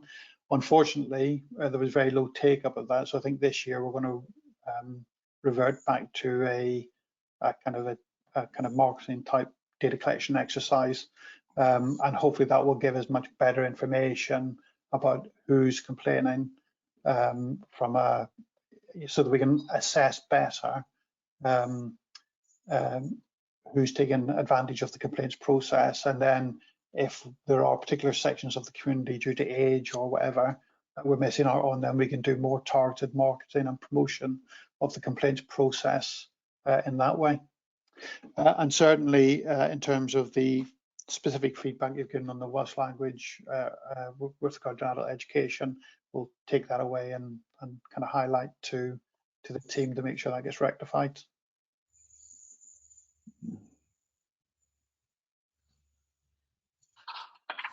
Okay, do we have any other questions or comments? Yeah, Councillor. Yeah, just a couple of observations, really. I mean, given the situation that we are facing and we are at the moment, obviously COVID, and if we are doing this waste management changes in Barry, then obviously perhaps we need to think about the expectations upon the residents of Barry in particular about how they're going to get in contact with people, given the situation that, you know, not many people are going to meet people face to face so much now, given the situation. So we need to make sure those channels are open. And when I thought one idea, perhaps, I know that Councillor Cowell uses it, I use it, and I know other councillors do, and that's Nextdoor. And I know that, you know, Nextdoor is a very good source of local information. And it's what I like about Nextdoor is it groups in very small communities. And I think really perhaps the council should be a bit more proactive and talk about corporately perhaps on Nextdoor to remind people of waste collections, to remind people that there's this sort of local issue in this particular road, sort of thing in that sort of micro level perhaps, and perhaps give some, I don't know, empowerment to even the gangs that go around to collect the waste and say, actually, we've got a bit of an issue here, but don't worry, your collection will be coming the following day. So you don't need to complain. You know, in that sense, I think we can then nail it quicker than rather than perhaps using our big channels, which don't really kind of work for those sort of local situations. Can I come back in there? So I think that customer communication is absolutely critical in terms of managing expectations and getting kind of contextual information out there, you know, at the right time. We've got something like 62,000 people signed up to our email contact lists, and I think we could probably exploit that a bit more. But also, you know, we are currently reviewing our CRM technology, and I think one of and we've been discussing with various services about what outcomes they would like to get from that process, I guess. And one of the key things has been a kind of better use of data. So how can we use real-time data so that we can let our customers know exactly what's happening, either as individuals or communities, so that they don't have to contact us or don't have to complain because we've already explained what's happening, as a for instance. But also just in terms of the customer experience, in terms of making sure that we proactively communicate with customers. You know, if they've requested a service, we tell them what stage the service is at. We tell them when we're coming to do the thing. And that's something which we're proactively looking at, and with a fair wind, we're hoping to have kind of some game-changing technology in place by, hope Tom doesn't mind me saying that, game-changing technology in place by this time next year, which will give us the functionality that we need to really deliver that type of customer experience.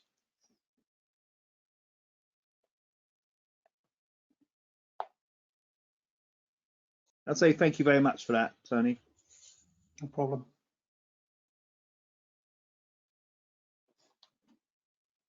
Okay, do we have any other questions or comments? Okay, if we move on to the recommendations, then first of all, to note the contents of the report, continue to receive an annual update, and refer the report and committee's comments to Cabinet. I think we can all agree on that one. If we move on then to item 12, the annual internal audit plan.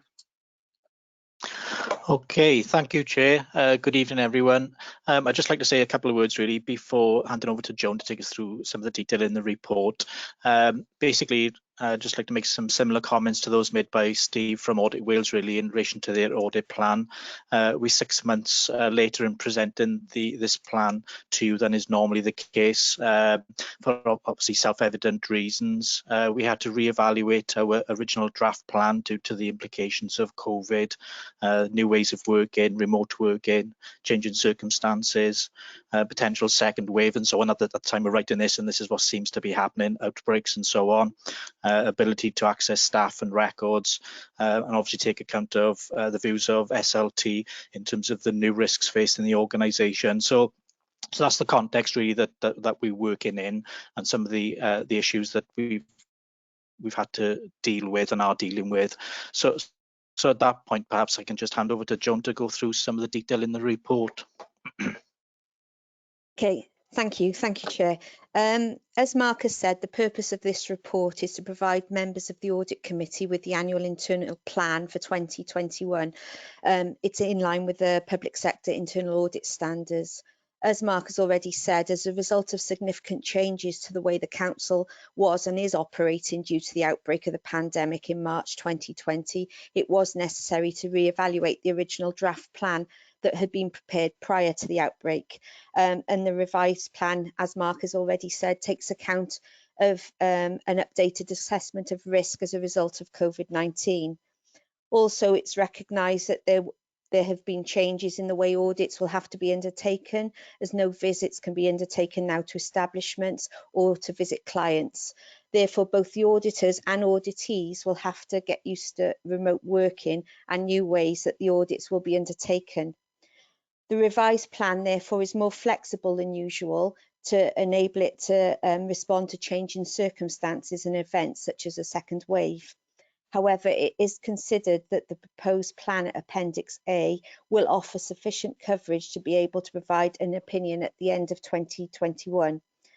If you look at Appendix A, there I've listed the area that's proposed and the very brief audit scope and risk.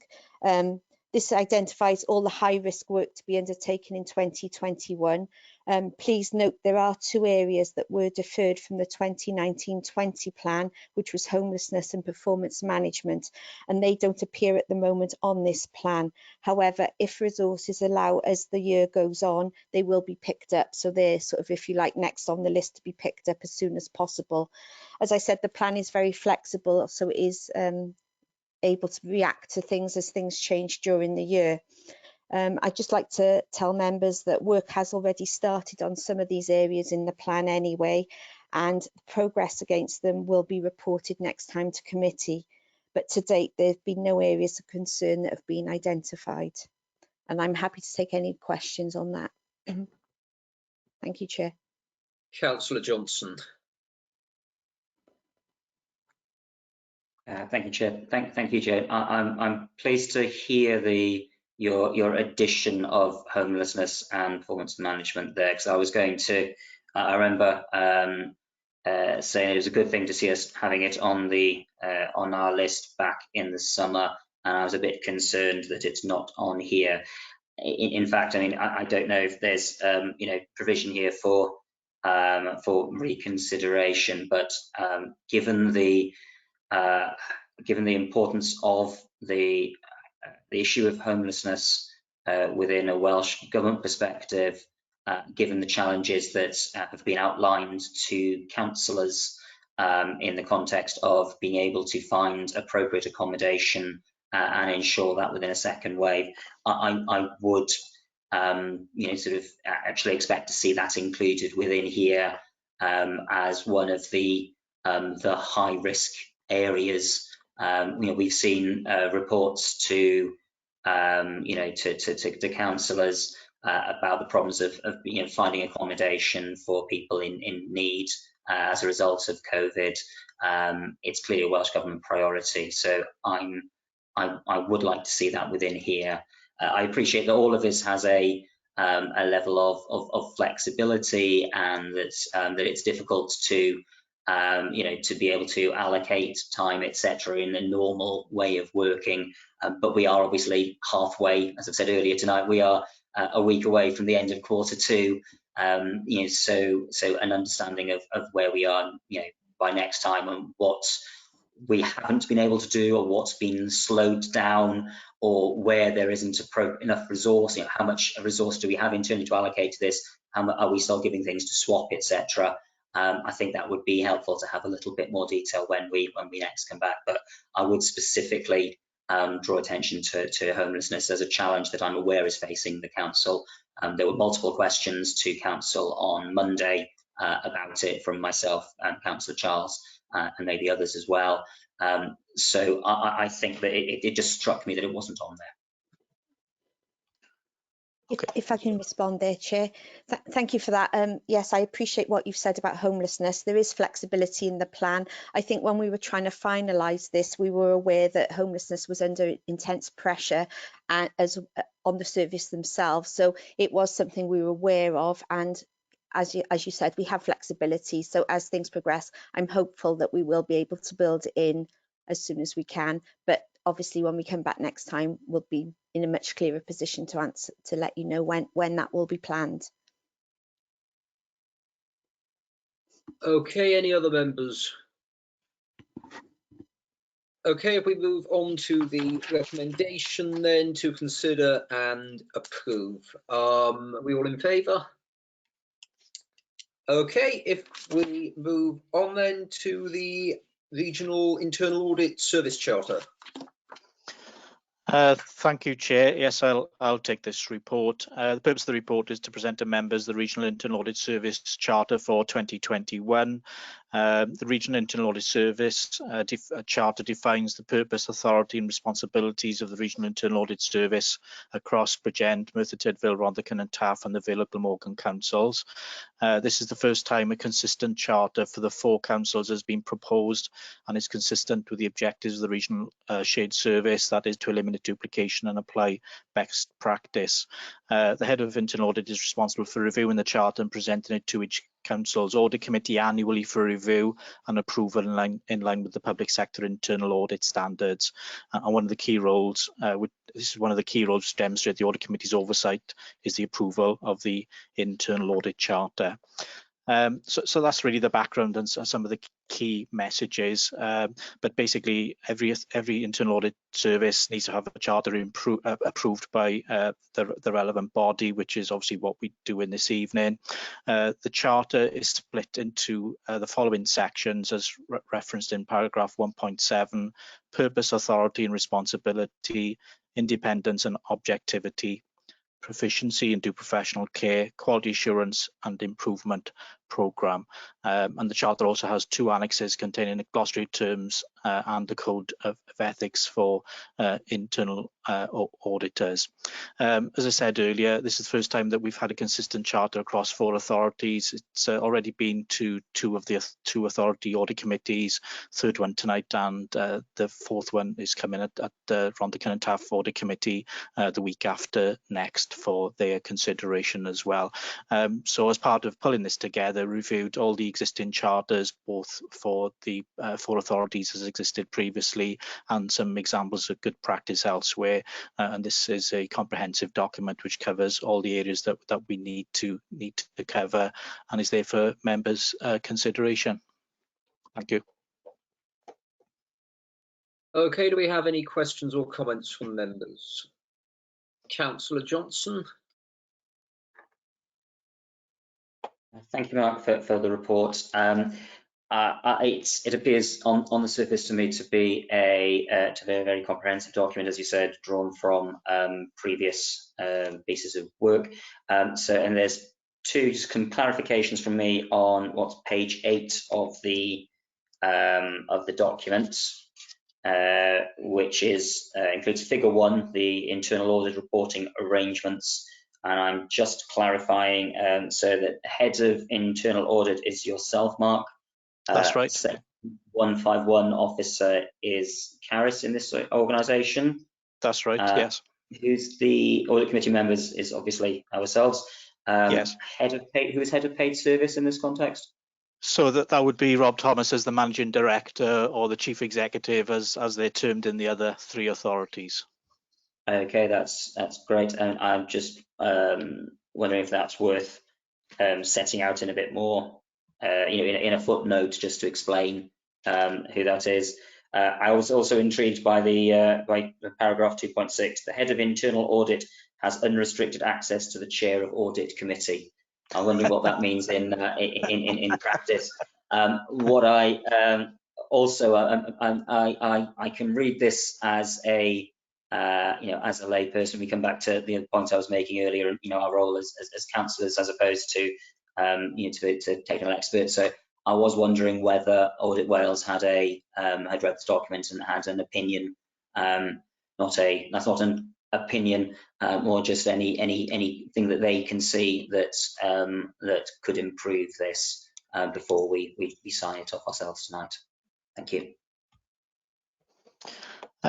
Yeah, perhaps if I can just respond to a couple of the points. So I think I covered in terms of clarifying the different roles. Yeah, one of the challenges of having a consistent document across 4 authorities when slightly different terminology and titles are used in different places for the similar roles. So that's why it's got head of paid service, which is a recognised legal term, but they can be called chief executives, managing directors, and so on in different places. Section 151 officer can be called director of finance, chief finance officer, those sorts of things.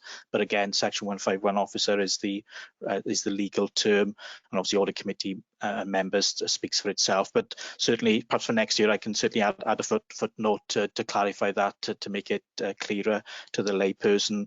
Yes, the term unrestricted access, I think it comes from the actual standard. So obviously, you've got to read that in the right way, but it's just making sure that the head of internal audit has got access to the chair of audit committee, because in some places, depending on the circumstances, that organisations don't necessarily want the head of internal audit to have access to the chair of audit committee. So it's something that needs to be there down in black and white, as it were. So perhaps I should say within a reasonable time frames and so on, and not at reasonable times of the day and night. So okay. Does anybody else have anything they'd like to raise on that? Quickly, I just think what would be helpful to the head of audit here, and also to Councillor Johnson and everyone else, is perhaps we could put that in the glossary about head of paid service or head of service as to who it refers to. I think that may be helpful going forward. Yes, certainly. Okay, there being no Councillor Johnson.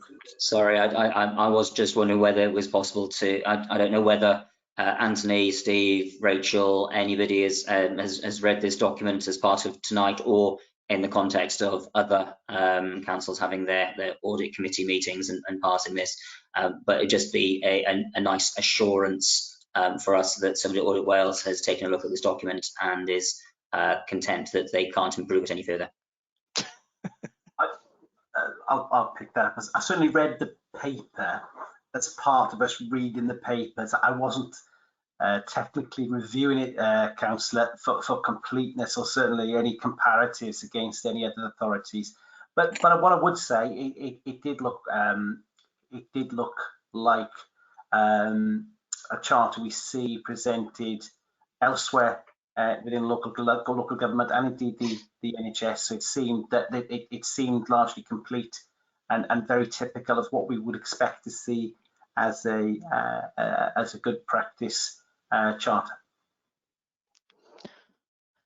Perhaps if I could add to that, that comment, yeah, in the process of actually updating and producing the charter, I obviously looked at the 4 previous ones that existed for the 4 authorities, and a number of examples from elsewhere, and I think it's fair to say that it's probably more comprehensive than those that we had previously. But yes, certainly useful to have a second opinion or a third opinion in terms of the content and so on, and happy to take any suggestions for the future.